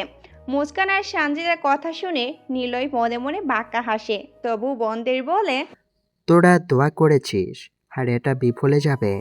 তোদের দোয়া কবুল হয়েছে। আচ্ছা, কোথায় দেখলি এটা? আমি তো দেখিনি। নীলয়ের কথা শুনে দুজন বলে টিভিতে নিউজ দেখছে, আর এটার জন্য কলেজ বন্ধ করে দেওয়া হয়। আজ থেকে তাদের কলেজ নাই। আপনাদের তো বলাই হয়নি সানজিদা কই থেকে আসলো। আফরার হত্যার পর মুস্কান সানজিদাকে আনার জন্য বলে। নীলয় আশ্রমে কথা বলে সানজিদাকে তাদের সাথে নিয়ে আসে। সানজিদাও রাজি হয়ে যায়, কারণ এতদিনে মুস্কানের সাথে বোনের সম্পর্ক গড়ে উঠেছে। এসকে, একটা কথা অনেক দিন ধরে বলবো ভাবছি, চিন্তা করছে, কিন্তু আর বলা হয়ে উঠছে না। জানি যা বলতে চাই তা একান্তই আপনার পার্সোনাল, তবুও মনের কৌতূহল ধরে রাখতে পারছি না। আচ্ছা বল, আজকে তোরা সবাই যা জানতে চাইবি সব বলবো, আর কৌতূহল রাখবো না তোদের মাঝে। আচ্ছা এসকে, আমরা যে মেয়েগুলো আছি আপনার হয়ে আপনার সাথে কাজ করছে, সবাই অবহেলিত। কেউ পেয়েছে ফ্যামিলি থেকে অবহেলা, আবার কেউ পেয়েছে স্বামীর কাছ থেকে অবহেলা, আবার কাউকে রেপ করে ফেলে রেখে গিয়েছে। তারা আপনার আশ্রয়ে আছে। আমরা সকলেই অবহেলিত। আপনি আমাদের আশ্রয় দিলেন, আপনার ফ্যামিলি সম্পর্কে কিছু জানি না, আর আপনি একজন মেয়ে হয়ে কেন এসকের রাস্তায়? এতক্ষণ রাহির কথাগুলো সকলেই মনোযোগ সহকারে শুনতেছিল। রাহির বলা শেষ হলে সকলেই রাহির সাথে অভিমত দিল। তারা তো অবহেলিত, তাই এইভাবে জীবনযাপন করতেছে। তাহলে এসকে কেন এই পথে? তাহলে কি সেও অবহেলিত? তোদের সব কথার উত্তর দিতে আমার তাহলে যেতে হবে অতীতে। তাহলে শোন আমার অতীত। আমি রাইহান নূর, বাবা রাজ মাহমুদ, মা রাবেয়া চৌধুরী। আমার পিচ্চি একটা বোন আছে, নাম ওয়াজিহা। আমাদের বড় একটা কোম্পানি ছিল, যেটা ভালোই চলতেছিল। আম্মু আম্মু আজকে কি আঙ্কেল আন্টি আসবে আমাদের বাড়িতে? হ্যাঁ, আসবে আঙ্কেল আন্টি। আর এত খুশির কারণটাও আমি জানি, নীলয় আসবে বলে, তাই না? তবে নীলয় তো স্কুলে, তোর আঙ্কেল আন্টি আগে চলে আসবে, পরে ড্রাইভারকে পাঠাবো নীলয়কে আনতে। নূর মাথা দুলিয়ে হ্যাঁ সূচক মাথা নাড়িয়ে মন খারাপ করে নিজের রুমে চলে যায়। নীলয়ের সাথে নূরের অনেকবার দেখা হয়েছে। প্রথম দিন দেখে নূর তার আব্বু আম্মুর সাথে নীলয়দের বাড়িতে যায়। নীলয়ের আব্বু আর নূরের আম্মু ছোটকাল থেকে বেস্ট ফ্রেন্ড ছিল। বড় হওয়ার পর সেই আগের মতোই আছেন তারা। নীলয়দের বাড়িতে যাওয়ার পর নূর ভুল করে নীলয়ের ঘরে প্রবেশ করে। আব্বু আম্মু আমি থাকবো না আর এখানে। নূরের কথায় ড্রয়িং রুম থেকে সকলেই নূরের দিকে তাকায়। তারা সকলেই বসে জমে আড্ডা দিচ্ছিল। ওয়াজিহা রাবিয়া চৌধুরী কোলেই ছিল। নূর এ করে কেঁদেই যাচ্ছে। কি হয়েছে মামনি? তোমাকে কে কি বলেছে বলো আমায়, পড়ে দেখো তার কি করি আমি। আঙ্কেল, ওই কর্নারের রুমটাই আমি যাই, তাই আমাকে একটা ছেলে বকা দিয়ে বের করে দিয়েছে। আমি কিচ্ছু করি নাই, শুধু ঘরটাতে গিয়েছি। আহনা সাহেব বুঝতে বাকি রইল না কাজটা নিলয় ছাড়া অন্য কেউ করেনি। তো 15 বছর হবে নিলয়ের। এতটুকু ছেলে রুমে কাউকে যেতেই দেয় না। স্বয়ং আহনাব সাহেবও রাজিয়া বেগম গেলেও নক করে যেতে হয়। নিলয় খুব গম্ভীর, সহজে কারোর সাথে মিশে না। এইটুকু বয়সে এই রকম দেখে মাঝে মাঝে আহনাব সাহেবের চিন্তা হয়, বড় হয়ে কেমন হবে আল্লাহ জানে। আহনাব সাহেব নূরকে নানান কথা বলে কান্না বন্ধ করায়। তার একটু পর নিলয় রুম থেকে বের হয়ে ড্রয়িং রুমে চলে আসে। নিলয় ড্রয়িং রুমে আসতেই ছোট ওয়াজিহা এক পা দুপা করে নিলয়ের পায়ের কাছে আসে, পায়ের আঙ্গুলের মধ্যে ধরে টানতে থাকে আর খিলখিল করে হাসতে থাকে। সবাই এটা দেখে অবাক, কারণ নিলয় বাচ্চাদের দেখতেই পারে না। সবাইকে অবাক করে দিয়ে নিলয় ওয়াজিহাকে কোলে তুলে নেয়। 2 বছরের ওয়াজিহা নিলয়ের কোলে নিতে খিলখিল করে হাসতে থাকে। ওয়াজিহার হাসি দেখে নিলয়ের ঠোঁটের করে হাসি ফুটে। এটা দেখে আহনাব সাহেব ও রাজিয়া বেগম অবাক না হয়ে পারল না, কারণ নিলয় যখন থেকে বুঝতে শিখেছে তখন থেকেই হাসছে মনে হয় না তাদের। আজ হাসলো। তাদের মাঝে বিঘ্ন ঘটিয়ে নূর বলল, আমার বোনকে নামা বলতেছি, আমার বোনকে শুধু আমি কোলে নিব, তুই নিতে পারবি না। নামা বলছি, নামা। এই বলে যখন নূর ওয়াজিহাকে কোল থেকে নামানোর চেষ্টা করে, তখন ওয়াজিহা নিলয়কে জাপটে ধরে মনে হচ্ছিল আপন কারো কাছ থেকে আলাদা করতেছে। এটা দেখে ড্রয়িং রুমের সবাই হেসে দেয়। এইভাবে নিলয়ের সাথে নূরের কথা হয়। তারপর থেকে অনেকবার কথা হয়েছে। এর মাঝে তারা বন্ধুত্বে পরিণত হয়েছে। চলো চলো, আমাদের লেট হচ্ছে। নিলয়কে পরে ড্রাইভার এসে নিয়ে যাবে। তারা মনে হয় আমাদের জন্য ওয়েট করতেছে। এই তো আমি রেডি, চলো। ড্রয়িং রুমে বসে রাজ মাহমুদ আর নূরের পাশে ওয়াজিহা খেলতেছিল। হঠাৎ নিউজটা দেখছে, বিশিষ্ট ব্যবসায়ী আহনাফ সাহেব ও তার স্ত্রী কার অ্যাক্সিডেন্ট করে জায়গাতেই মারা যান। নতুন আপডেট জানতে আমাদের সাথেই থাকুন, ধন্যবাদ। নিউজ দেখে রাজ মাহমুদ রাবেয়া নূরের আম্মুকে ডেকে দেখায়। এটা দেখে উনি চিল্লিয়ে কান্না করে ফেললেন। আজকেই তো তাদের এখানে আসার কথা। বেস্ট ফ্রেন্ডের এমন মৃত্যুতে ভেঙে পড়ে রাবেয়া চৌধুরী। হঠাৎ মনে হয় নিলয় তো স্কুলে। কথা ছাড়া উনি ড্রয়িং রুম থেকে বের হয়ে যায়। স্কুলে গিয়ে নিলয়কে সাথে করে নিয়ে আসে নিজের বাড়িতে। নিলয় তখন বলছিল আব্বু আম্মুর কথা। একটু পর যখন আবার নিউজ দেখায়, এটা দেখে নিলয় ঠাই দাঁড়িয়েছিল, একটুখানিও নড়াচড়া করেনি, আওয়াজটাও করেনি। বেশি শোকে যেন পাথর হয়ে গিয়েছে। তখন থেকে নিলয় নূরদের এখানেই ছিল। অনেকবার তো নিলয় চলে যেতে চাইছিল, আন্টি দিচ্ছিল না। সাথে নূর আর ওয়াজিহা তো আছেই, তাই এখানেই থেকে যায়। তাদের সবাই ঠিক ছিল। হঠাৎ কাল বৈশাখী ঝড়টা আসে। কলিং বেল বাজতেই দরজা খুলে দেয় নূর। ওপাশ থেকে মানুষগুলোকে দেখে নূর ভিতরে আসতে বলে, কিরে তানভীর, আফতাব, নাজমুল, তোরা হঠাৎ একসাথে আমার বাড়িতে, কিছু কি হয়েছে? রাগব বোয়াল পেয়ে তো আমাদেরকে ভুলে গেলি। তা মামা, এটা কি ঠিক? আমাদেরও তো মতো অধিকার আছে তোর বউকে দেখার। 2 বাচ্চার মা হয়েও দেখতে জোশ দেখায়। রাজ মাহমুদ রেগে আগুন হয়ে বলে, এগুলো কি বললি? তোদের মাথা ঠিক আছে? তোরা বের হয়ে যা, না হলে ঘাড় ধাক্কা দিয়ে বের করতে বাধ্য হব। রাজের কথায় ওরা 3 জন হেসে ওঠে। তানভীরের হাতে বন্দুক, নিজের বুকে গুলি করে গুলির আওয়াজ শুনে রান্নাঘর থেকে নূরের মা দৌড়ে আসে। উনি এসে দেখে রাজকে গুলি করে ড্রয়িং রুমে ফেলে রেখেছে। দৌড়ে স্বামীর কাছে যেতে নিলে তানভীর এসে হাত ধরে। মরা মানুষের জন্য কান্না বা দৌড়ে তার কাছে গেলে লাভ কি? তুমি চলো আমার সাথে। তখন আমি আর নিলয় ড্রয়িং রুমে এসে দেখি আব্বুকে ড্রয়িং রুমের ফ্লোরে ফেলে রেখেছে আর আম্মুকে তারা ধরে রেখেছে। নিলয় আম্মুর কাছে যেতে নিলে নাজমুল নিলয়ের শরীরে সজোরে চেয়ার দিয়ে বাড়ি মারে, যার ফলে নিলয় মাটিতে পড়ে যায়। আমি যেতে নিলে আফতাব এসে আমাকে দেওয়ালের সাথে বাড়ি মারে। আমি আদো আদো চোখে দেখছি আমার মায়ের করুণ আর্তনাদ। আমাদের সামনে ওই নরপশুগুলো আমার মাকে রেপ করে হত্যা করে। আমি তখন কিছুই করতে পারিনি। একদিকে আব্বু পড়ে আছে, অন্যদিকে নিলয় আর আম্মুকে নির্যাতন। বোনটাকে তো তখন আর খুঁজেই পাইনি। আমি যে বেঁচে যাব তাও চিন্তা করিনি। আমাকে নাকি ডেড বডি রুমে নিয়ে যাওয়ার সময় আমার হাত নড়তেছিল।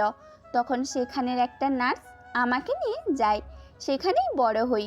তখন থেকেই চিন্তা করি সমাজের কীটগুলোকে কিভাবে দূর করব। তখন হুট করেই ইয়াসিন মিনের দেখা পাই। তাকেও নাকি সমাজের কীটগুলো ব্যবহার করে মৃত্যুর মুখে ঢেলে দেয়। এভাবেই নাইহান নূর থেকে হয়ে উঠি এসকে রূপে।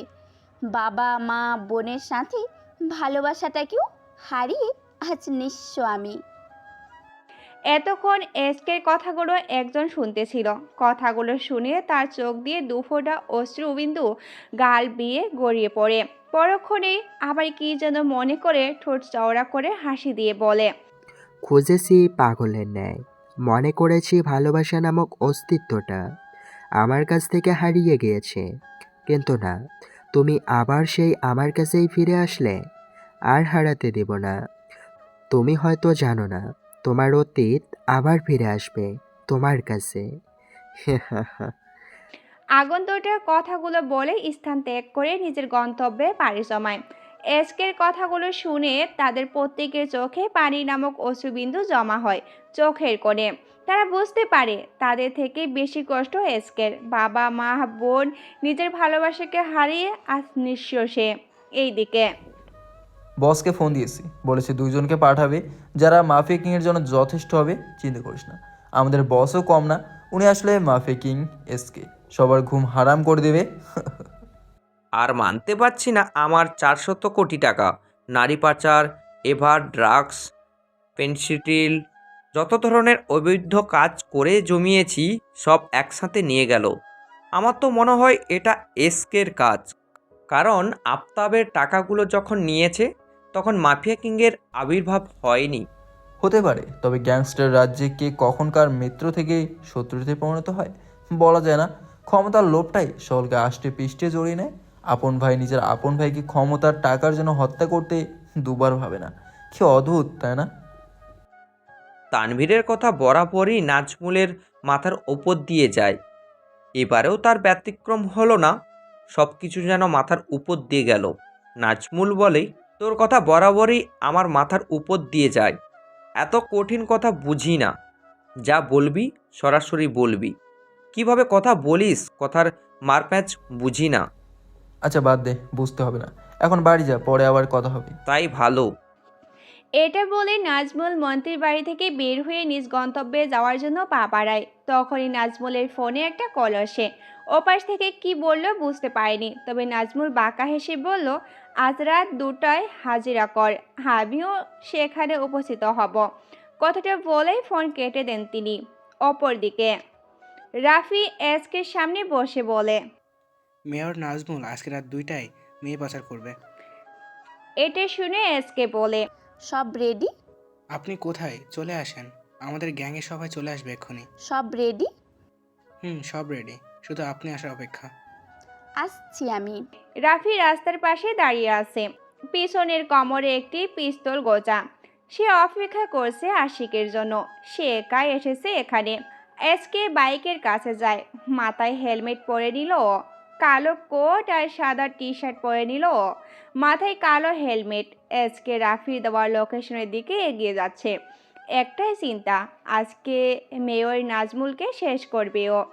এসকে বাইককে একটু স্লো করছে, কারণ বাইকে আলোতে সে দূরে দেখতে পায় মেয়রের ডান হাত আশিক দাঁড়িয়ে আছে, সামনে রাহি পিস্তল ঠেকিয়ে দাঁড়ানো আছে। এসকে তাড়াতাড়ি বাইক নিয়ে ওদের সামনে আসলো। কিছুটা দূর বাইক রেখে এসকে পিস্তল বের করে গুলি রোড করে এগিয়ে যেতে থাকে। আশিকের সামনে এসে দাঁড়ালো এসকে। আশিকের কপাল ফেটে রক্ত বের হচ্ছে, বোঝা যাচ্ছে তাকে আঘাত করা হয়েছে। এসকে আশিকের কপালে পিস্তল ঠেকিয়ে বলল, কোথায় যাচ্ছিলি? ভাবছিস তোরা যা খুশি করবি, আমার গ্যাংটাকে ধ্বংস করবি? সেটা তো হবে না। মাছের গন্ধে বিড়াল এসে দূরে বসে শুধু ম্যাও ম্যাও করে, খাবার কেড়ে নিয়ে যেতে পারে না। বিড়াল ম্যাও ম্যাও না করে যদি মাছটা নিয়ে চলে যায়, কিংবা মাছে কোনো রকম মুখও লাগায়, সেই মাছটা কিন্তু মানুষেরা কখনো খাবে না, বিড়ালই খাবে, বিড়ালেরই হবে। তবে বিড়াল এত কিছু করে না, সে পারে শুধু ম্যাও ম্যাও করতে। শালা বিড়াল হয়ে সিংহের কাছে খাবার কেড়ে খাবি, তাই না? রাস্তায় ধুলো জমে থাকে, কিন্তু বৃষ্টির সাথে সেই ধুলো কখনো যায় না। আমি রক্তের বৃষ্টিতে রাস্তায় ধুলোগুলো সব মুছে দিব। গুড গুড গুড, সাহস আছে তোর। তোর সাহসে আমি এসকে কথাটা বলে পিস্তলের ট্রিগারে চাপ দিতে যাচ্ছিল, তখনই একটা গুলির শব্দ শুনতে পায় সে। তাকে দেখে পাশে দাঁড়িয়ে থাকা রাহির পায়ে গুলি লেগেছে আর সে মাটিতে পড়ে গেল। এসকে পিছনে ঘুরে তাকায়, দেখে দূরে রাফি দাঁড়িয়ে আছে। এসকে কিছু সময় স্তব্ধ হয়ে তাকিয়ে থাকে রাফির দিকে। রাফি এগিয়ে আসে এসকের কাছে। এসকে বলে, রাফি, তুই কি রাহিকে গুলি করেছিস? আমার হাতে পিস্তল, এখানে আমরা 3 জন, পিছনে গুলি লেগেছে ওর। গুলিটা আমি ছাড়া আর কি করবে? মানে কেন? কি বলছিস তুই এসব? চুপ কর আশিক, ভগ্না ধরে বসে থেকে উঠে দাঁড়াও, আমার প্রাপ্য মিটিয়ে দাও। আমি চলে যাই, তোমাদের মধ্যে জড়াতে চাই না। বলছিলাম না, ওর রাস্তার ধুলোগুলো আমি রক্ত দিয়ে মুছাবো। তোর ঝরা রক্তে ধুলো ঝরা রাস্তা হবে বিট ঘুটে ভয়ঙ্কর প্রতিচ্ছবি। এসকে, ওরা কেউ নেই, আপনি পালিয়ে যান। রাফি আমাকে আর আপনাকে মিথ্যে বলে এখানে এনেছে। আমাকে বলেছিল ইয়াসমিনরা সবাই আছে, কিন্তু ওরা কেউ নেই। আমাদের গ্যাংয়ের কেউ জানে না যে আশিকের আজ এদিকে দিয়ে নিয়ে যাবার প্ল্যান আছে। রাফি প্ল্যান করে আমাদেরকে এখানে মারতে রেখেছে। আমি ইয়াসমিনদের কাছে জিজ্ঞেস করি, কিন্তু রাফি বলে সবাই এখানে, কেউ নেই। বম্পি চলে যান। এসকে পালাতে নয়, মারতে ভালোবাসে। এসকে মানে ব্র্যান্ড, আর ব্র্যান্ড সব সময় সবার উপরেই থাকে। এসকে কথাটা বলে পিস্তলের পিছনে টেনে গুলি লোড করে রাফির দিকে ধরে। সাথে সাথে আশিক পিছন থেকে এসকের পিঠে স্টক দিয়ে জোরে একটা বাড়ি দেয়। এসকের হাত থেকে পিস্তল পড়ে যায়। এসকে সিটকে পড়ে যায় রাস্তার উপর। আশিকর পিস্তল তুলে নিয়ে এসকের দিকে অগ্রসর হয়। এসকে বলে, শালা, তুই না পুরুষ মানুষ, পিছন থেকে মারলি কেন?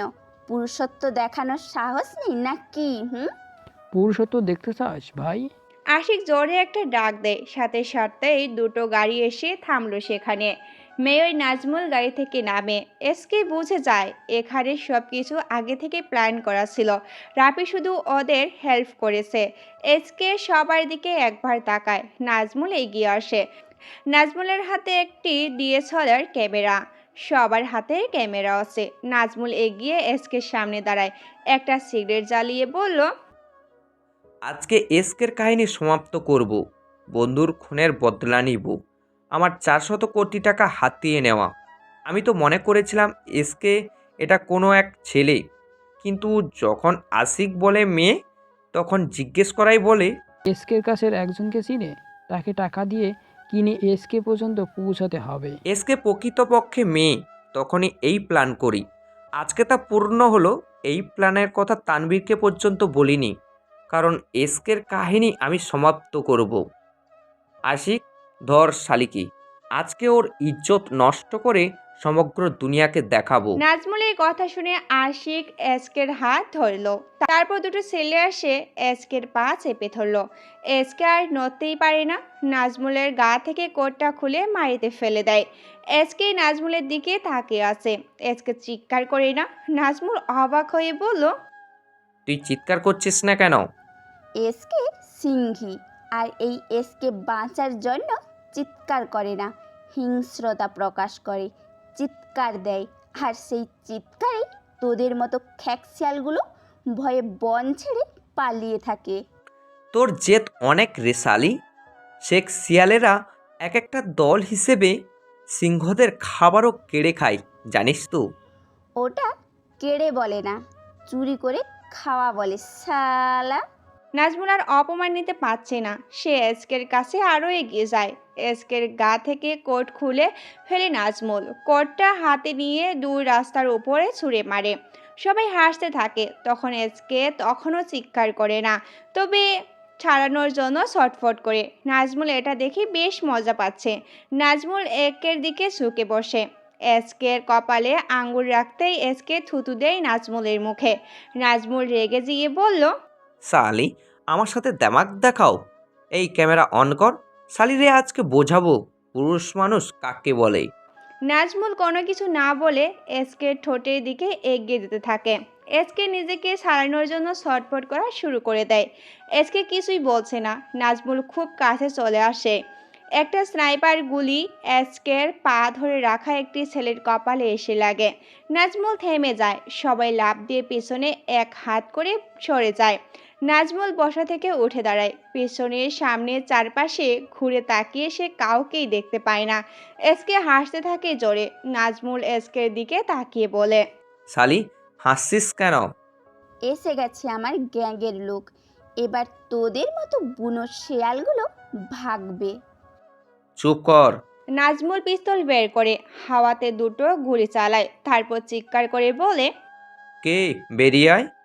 শালা হারামিকে আছিস সাহস থাকলে বেরিয়ে আয়। নাজমুলের কথা শুনে আরও একটা স্নাইপারের গুলি শাঁ শাঁ করে এগিয়ে ওদের দিকে। এসকে সেকেন্ডে পা ধরে রেখেছিল। তার বুকে এসে লাগে গুলিটা। সাথে সাথে লাশ ছিটকে পড়ে যায়। এসকে বসা থেকে উঠে দাঁড়ায়। নাজমুল রাখা সিগারেটের প্যাকেট থেকে সিগারেট তুলে নিয়ে গালে রাখলো। এসকের পিছনে তাকায়। রাফি ভয়ে কাঁপছে। রাহির পাশে দুটো লাশ পড়ে আছে। রাহি কোনো রকম বসা থেকে উঠে দাঁড়ালো। রাহি সামনে পড়ে থাকা একটা পিস্তল এসকের হাতে তুলে দেয়। রাফি ভয়ে দৌড়ানো শুরু করে। এসকে রাফির পায়ে গুলি করে। রাফি খোঁড়াতে খোঁড়াতে দৌড়ায়। এসকে শব্দ করে হাসে। নাজমুলের শোক লোকেরা গাড়ির কভারে যেয়ে বসে থাকে। হঠাৎ একটা বাইকের শব্দে দূর থেকে ভেসে আসতে থাকে। আলোহীন হেলমেটে একটি ছায়ামূর্তি দেখা যায়। এক হাতে স্নাইপার গান, মাথায় হেলমেট পরা, কালো স্যুট বুট পরা, হিরোদের মতো স্টাইল। সোজা বাইকটা এনে এসকের পাশে এসে থামালো আগন্তুক। মাথা থেকে হেলমেট খোলা, কিন্তু মুখ দেখা যাচ্ছে না। মুখ ভর্তি মাস্ক পরা। এসকের পাশে এসে দাঁড়ালো। এসকের ঠোঁটে সিগারেট। আগন্তুক এসে এসকের ঠোঁটে সিগারেটে কেড়ে নেয়। এসকে ঠিক যতটুকু ঠোঁটের সাথে আটকে রেখেছিল ততটুকুই নিজের ঠোঁটে নিয়ে জ্বালালো আগুন। বোঝাই যাচ্ছে আগন্তুক একটা ছেলে। ছেলেটার অ্যাটিটিউড দেখে এসকে নিজেও অবাক হয়। বুঝতে পারে এটা ওর গ্যাংয়ের কেউ না। ছেলেটা সিগারেট টানতে টানতে রাস্তার উপর পড়ে থাকা এসকের কোটের কাছে গেল। সেটা তুলে আনে। এসকের পাশে ছেলেটা কোনো কথা না বলে দাঁড়িয়ে থাকে। নাজমুল বলে, ওই কুত্তার বাচ্চা, কে তুই? তোর সাহস কি করে হয় আমার লোকদের মারা? জানিস আমি কে? মেয়র আমি। তোকে আমি। নাজমুল এগিয়ে আসতে থাকে। ছেলেটা এসকের হাত থেকে পিস্তল কেড়ে নিয়ে টিগার একটা চাপ দেয়। পিস্তলটা আশিকের দিকে চালায় ছেলেটা। সোজা কপালে যেয়ে লাগে। নাজমুল ভয়ে একটা ঠোক গিলল। এসকে বলল, শালা আমাকে শেষ করবি না? আমার ভিডিও ভাইরাল করবি তাই না? তোরে এখানে কাপড় ছাড়া দাঁড় করিয়ে দেব। আজকে তোকে খুব বাজেভাবে মেরে আমার প্রতিশোধ পূর্ণ করব। আগন্তুকটা এসকের কানের কাছে মুখ নিয়ে বলল, তোমাকে দেখার স্বাদ ছিল মনে, আজকে তো হয়েছে। কল্পনা করেছি যতটুকু তার থেকে একটুখানি বেশি মায়াবী তুমি। তোমাকে আমার মনে ধরেছে। আমাকে খুঁজবে কে? আমি তাই তোমাকে খোঁড়াতে চাই না। King king. আগন্তুক বাইক স্টার্ট দিয়ে শো শো করে চলে যায়। এসকে বুঝতে বাকি নেই এটাই মাফিয়া কিং। এসকে ইয়াসমিনদের ফোন দেয়। একটু পর এসকের গ্যাং হাজির হয়। সবাই এসে বলে, ইয়াসমিনদের কাছে ফোন দেয়। কয়েক মিনিটের ভিতরে ওরা সবাই চলে আসে এখানে। ইয়াসমিনরা সবাই আসতেই এসকে বলে, তোরা রাহিকে হসপিটালে নিয়ে যা। এসকের কথা শুনে ইয়াসমিন বলে, রাফি তো ওখানে পড়ে আছে। এসকে হাসি থামিয়ে বলে, রাফিকে আমি দেখছি। ইয়াসমিন রাহিকে নিয়ে চলে যায়। রাফি দূরে পড়ে আছে। এসকে পিস্তল হাতে নিয়ে রাফির কাছে আসলো। রাফির পাশে বসেই বলল, তোর মনে আছে ছাত্রলীগ ঝামেলায় তোর বুকে বোম বেঁধে রেখেছিল ছাত্র নেতারা? তোর বাড়ি এখানে না। তুই মরলে তোর খবর কেউ পেত না। কে বাঁচিয়েছিল তোর বলতো? মনে পড়ে? আপনি বাঁচিয়েছিলেন। এসকে, আশিক আমাকে অনেক টাকার লোভ দেখায়। খুব দরকার ছিল, তাই এমন করেছি। আমাকে মাফ করে দেন। ভুল করলে ক্ষমা করা যায় রে পাগল, কিন্তু বেঈমানদের কোনো ক্ষমা নেই। টাকার প্রয়োজন সেটা আমাকে বলতে পারতি। ক্ষমতা সবাই পেতে চায়। ক্ষমতা এমন একটা জিনিস না পেলে বোল্ট আউট, আর পেলে গ্যালারি 6। ভালো থাকিস উপরে। এসকে কথাটা বলে শার্ট শার্ট করে কয়েকটা গুলি করলো রাফির বুকে। রাফি চিৎকার করার আগে যেন নিস্তব্ধ হয়ে যায়। রাফির লাশ রাস্তার পাশে পড়ে থাকে। এসকে নাজমুলের কাছে আসে, নাজমুলকে বলে, তোকে এখন বাঁচিয়ে রাখতে পারতাম, কিন্তু সেটা করব না। আমি পুলিশকে আসতে বলেছি, আর আমি তোকে মেরে ফেলবো। তোকে না মারলে পুলিশ এমনিতেও সন্দেহ করবে, কারণ গ্যাং একমাত্র এই শহরে শুধু আমার আছে। তাই মারলেও দোষ আমার ওপর, আর না মারলেও আমার ওপর পড়বে। তবে no proof, no crime, only love. কি যেন বলেছিলি? আমার রক্ত ধুলো ঝরা রাস্তায় ধুলোর সাথে মিশে থাকবে। তোদের রক্ত মিশে যাচ্ছে, সেই রক্ত রাস্তায় কুকুর এসে খাবে, দেখ। জানি তুই আমাকে বাঁচিয়ে রাখবি না, তবে মরার আগে জানতে চাই কে তুই, কি তোর পরিচয়, কেন আমাদের পিছনে পড়ে আছিস? আচ্ছা, তোর মনের খায়েশ পূরণ করলাম। রাজ মাহমুদকে চিনিস? এসকের কথাই নাজমুল বড় বড় চোখ করে এসকের দিকে তাকায়। সময় নষ্ট না করে এসকে রাস্তার পাশে পড়ে থাকা লম্বা তরোয়ারটা হাতে নেয়। নাজমুলের সামনে গিয়ে তার ডান হাত কেটে নেয়। নাজমুল মনোচিল্লানি চিল্লাচ্ছে। তার চিল্লানোর আওয়াজটা এসকের কান পর্যন্ত গেল না। সে যেন প্রতিশোধের তীব্র আকাঙ্ক্ষায় দিশেহারা হয়ে গেছে। বাম হাতটাও কেটে নেয়। এবার যেন নাজমুল মরণটাকে খুব কাছ থেকেই দেখতে পাচ্ছে। তোরা আমার সামনে আমার মাকে আজকে তোর এমন অবস্থা করব যাতে সমগ্র দেশ দেখতে পারে ধর্ষণকারী শাস্তি কী রূপ। এটা বলে এসকে নাজমুলের জনাঙ্গ বরাবর তলোয়ার চালায়। নাজমুল যেন গলা কাটা মুরগির মতো ছটফট করতে থাকে। 1 মিনিট পর নিস্তব্ধ হয়ে যায়। পরিবেশটা একেবারে স্তব্ধ। চৌরাস্তার মোড়ে যেন আজ রক্তের হোলি খেলা হয়েছে। চারপাশে লাশর রক্তাঞ্জলিত। এসকে পুরো শরীর রক্তে মাখানো, মনে হচ্ছে রক্ত হোলি খেলা হয়েছে। তরোয়ারটা কাঁধে নিয়ে রাস্তার ডান দিকে হাঁটা ধরেন। ব্রেকিং নিউজ, সারা দেশে দিন দিন খুনের সংখ্যা বেড়ে যাচ্ছে। বড় বড় নেতা কর্মীদের খুন হচ্ছে। খুনগুলো কারা করছে সবাই জানে, তবুও কিছু করতে পারছে না সরকারি কর্মকর্তারা। সাধারণ জনগণ বলাবলি করছে মাফিয়া কিং আর এসকে এসে ভালোই করেছে, তাদের কারণে দেশের দুর্নীতির হার কমে গিয়েছে। আজকে মেয়র নাজমুলকে চৌরাস্তার মোড়ে দুটো হাত কেটে উলঙ্গ করে যৌনাঙ্গ কেটে হত্যা করেন এসকে। বাকি খবর জানতে চোখ রাখুন আমাদের সময় টিভিতে। এতক্ষণ মনোযোগ দিয়ে সময় টিভির নিউজ দেখছিল মন্ত্রী সাহেব। লাস্টে যখন মেয়র নাজমুলের কথা বলে তখন তিনি উত্তেজিত হয়ে যান। একে একে তার দোনো বন্ধুকে মেরে ফেলে এসকে। হাতে থাকা রিমোটটা ছুঁড়ে মারে ফ্লোরে। ফোনটা নিয়ে কমিশনারকে ফোন দেয়। এসকে এসকে সারা দেশে এই নামটাই শুনতে পারছি। সারা দেশে ক্রাইম বেড়েই যাচ্ছে, আপনার ঘরে চুরি বসে থাকেন। এসকে আর ধরতে হবে না। কি করেন আপনারা? বসিয়ে বসিয়ে খাওয়াচ্ছে আপনাদের, কোনো কাজের না। স্যার, আমরা সারা দেশে ফোর্স লাগিয়ে দিয়েছি, তারা এসকে মৃত বা জীবিত ধরে আনবে। তবে এসকে ছেলে নাকি মেয়ে এখনও আমাদের কেউ জানে না, তাই উপযুক্ত প্রমাণ না পাওয়ায় এসকে বারবার বেঁচে যাচ্ছে। খুব তাড়াতাড়ি বের করে ফেলবো। এত চিল্লানো স্বাস্থ্যের জন্য ক্ষতিকর মিস্টার তানভীর সাহেব।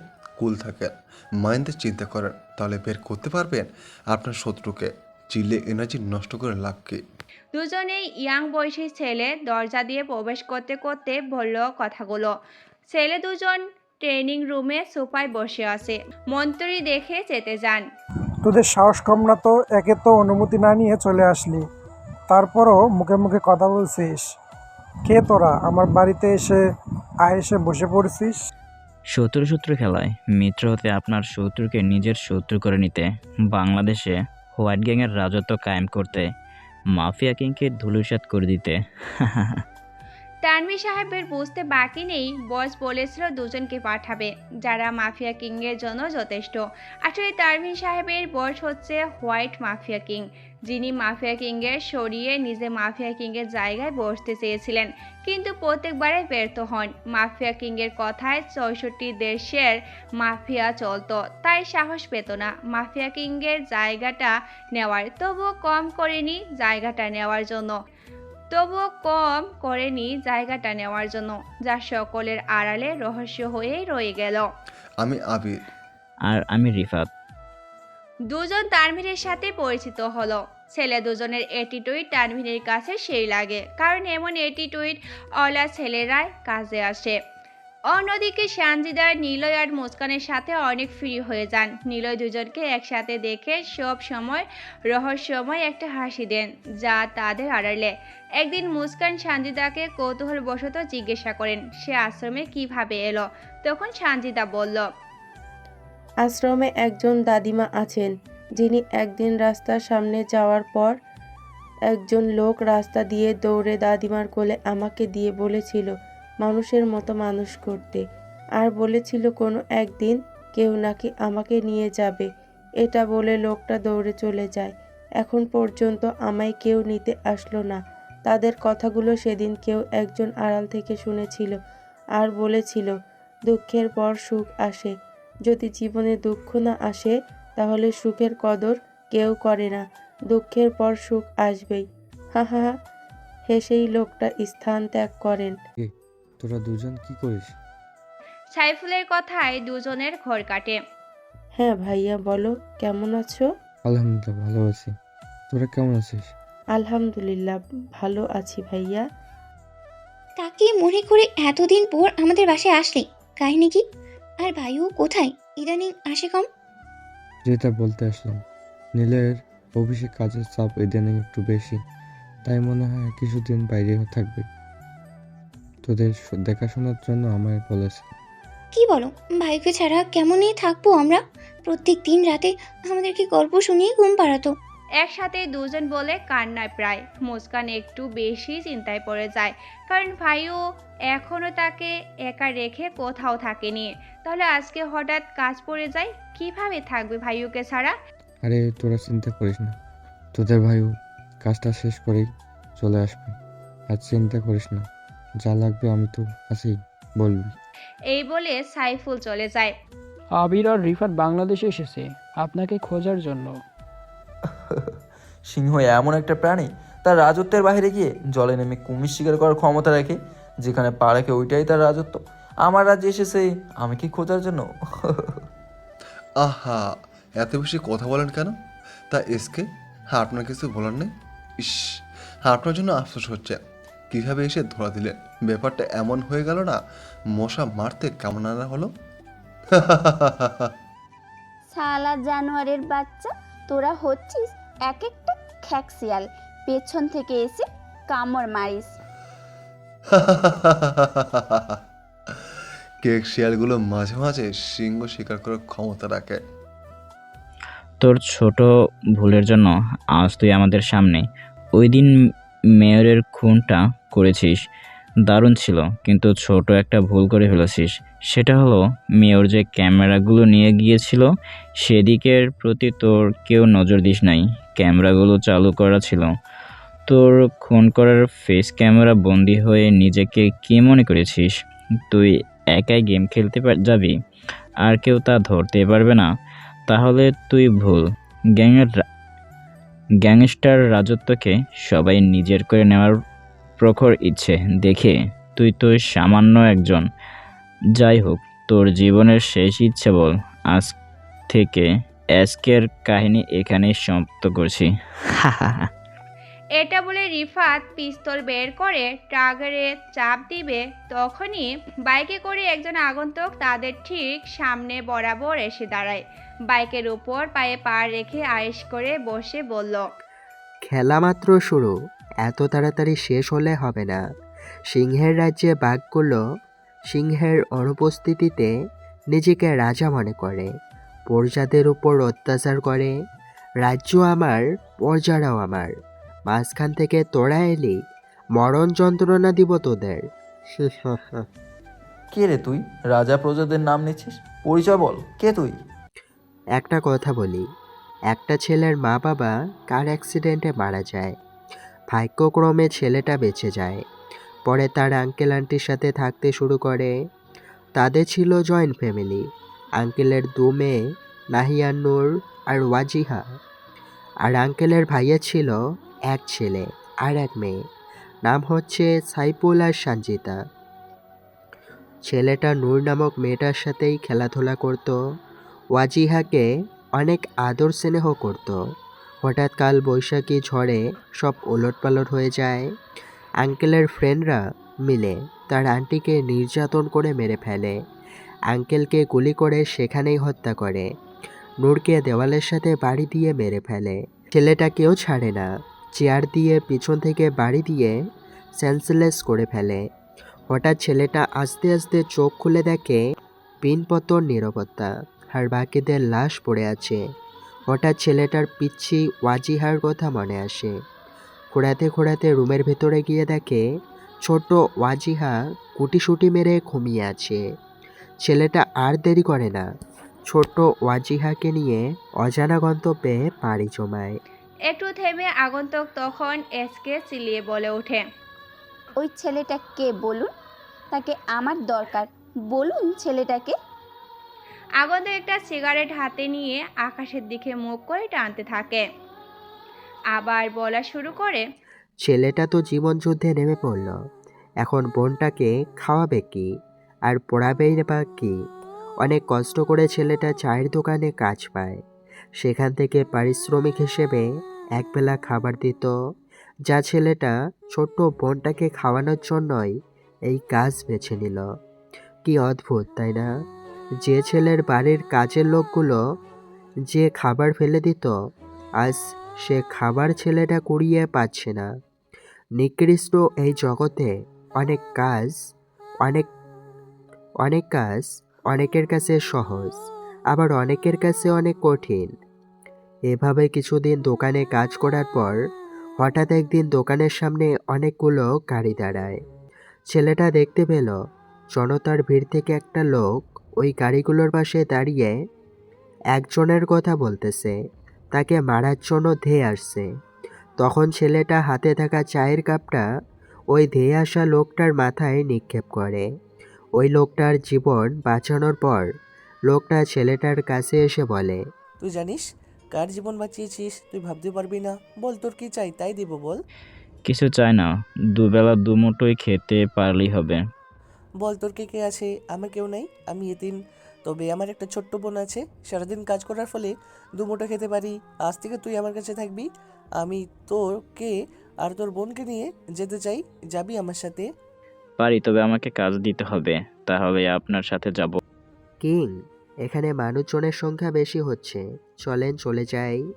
গার্ডদের দেখে শুনে লোকটা তাকিয়ে দেখে অনেক মানুষের ভিড় জমে গিয়েছে। তিনি দেরি না করে ছেলেটাকে আর তার বোনকে নিয়ে চলে যায়। জানিস লোকটা আর ছেলেটা কে ছিল? আগন্তুকের কথায় সবাই উৎস হয়ে তাকিয়ে আছে। কে হতে পারে এই আগন্তুকটা? তাদের এমনভাবে তাকানো দেখে আগন্তুক বলল, লোকটা আর কেউ ছিল না, মাফিয়া কিং রাজু ছিল। আর ছেলেটা আর কেউ নয়, আমি নিজে ছিলাম। আর আমি কে জানিস তোরা? Mafia king. নিলয়, তুই? এসকে অপলক দৃষ্টিতে তাকিয়ে আছে আগন্তুকের দিকে। আগন্তুক একটা চোখ টিপ মারলো, যার কারণে রক্তাক্ত অবস্থাতেও এসকে ঠোঁটে হাসি ফুটে ওঠে, কারণ পিছির সময় নূরকে এভাবে চোখ টিপ দিত নিলয়। পরে শুরু করি, এটা বলে আগন্তুক বলতে শুরু করে, মাফিয়া কিং রাজু অত্যন্ত একজন ভালো মানুষ। উনি সত্যের পিছনে থাকতো সর্বদা, তাই অন্যান্য দেশের মাফিয়ারা তার উপর ক্ষেপে থাকতো, তবুও কোনো লাভ হতো না, কারণ মাফিয়া কিং রাজু একজন পাওয়ারফুল মাফিয়া ছিল। আমার দিনকাল তার এখানে ভালোই চলতেছিল। মাফিয়া রাজুর একটা মেয়ে ছিল, নাম নুসরাত। তার সাথে আমার বেশ খাতির হয়ে যায়। আমার বোনকে প্রায় সময় সেই স্কুলে নিয়ে যেত। নিলয়, তোকে একটা কথা বলার ছিল, বলবো? যদি তুই পারমিশন দিস তো।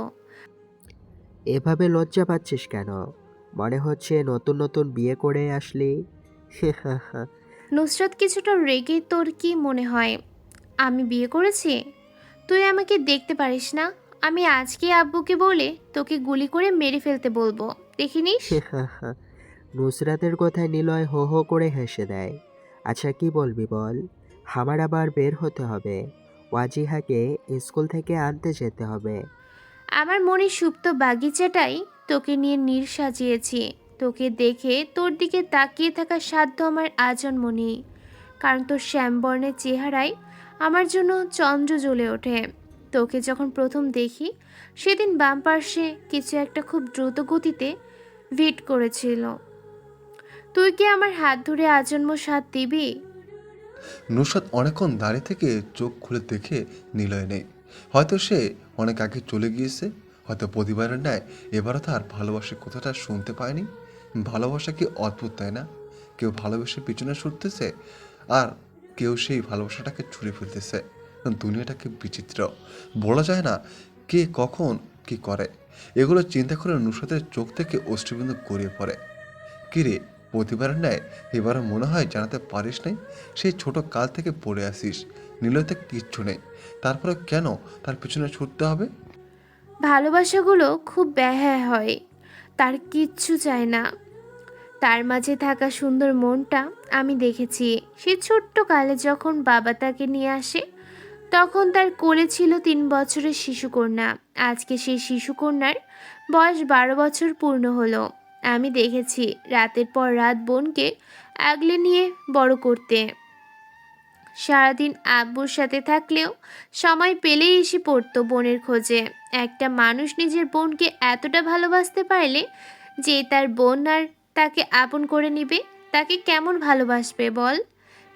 এই বলে নুসরাত চলে যায়। এদিকে আড়াল থেকে রিফাত বের হয়ে আসে, আবিরের কাঁধে হাত রেখে বলে, নীলের মাঝে এমন কি আছে যা তোর মাঝে নেই? বলতো, তোকে ভালোবাসতে পারে না। নিলয়কে যখন কিং নিয়ে আসে তখন আমাদের সমবয়সী ছিল, কিন্তু কিং আমাদেরকে কখনোই সাথে করে নিতেন না, নিলয়কে নিয়ে যেত। নিলয়ের কাছে এমন কি আছে যা আমাদের মাঝে পারে না? সঠিক সময়ের অপেক্ষা করতেছি, রাজ্য রাজা দুজন একসাথে হাতিয়ে নেওয়ার। আমি যাকে চাই সে আমার না হলে কারো হতেই দিই না। নিলয় নিজের রুমে চোখ বন্ধ করে শুয়েছিল। হঠাৎ একজন এসে জড়িয়ে ধরে। আচমকা এমন হওয়ায় হতভম্ব হয়ে যায়। চোখ খুলে তাকে দেখে নুসরাত তাকে আষ্টে পৃষ্ঠে জড়িয়ে আছে।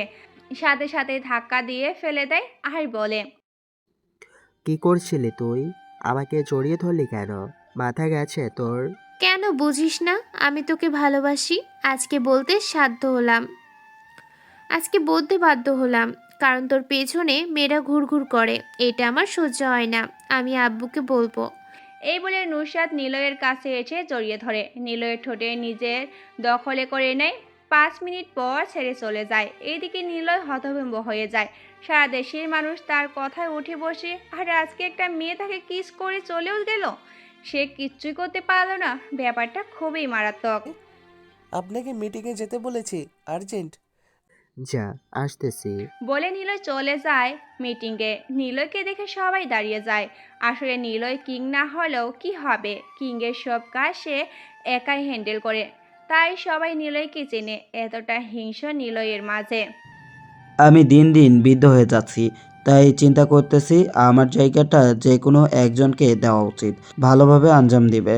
তোমরা কি বলো? হ্যাঁ, এটা অবশ্যই ঠিক বলছেন। আপনার পরে তো আমাদের একজনের প্রয়োজন যে আমাদের সবাইকে রক্ষা করতে পারে। আমি ভেবে নিয়েছি একজনকে। তোমরা বললে আমি বলতে পারি, হয়তো তোমাদের পছন্দ হবে। কে হতে পারে? সবাই উচ্চ স্বরে বলল, জি বলুন।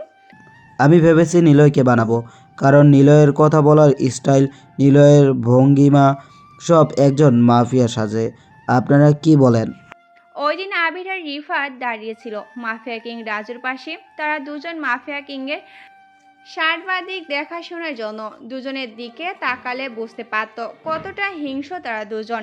এভাবে কিছুদিন যাওয়ার পর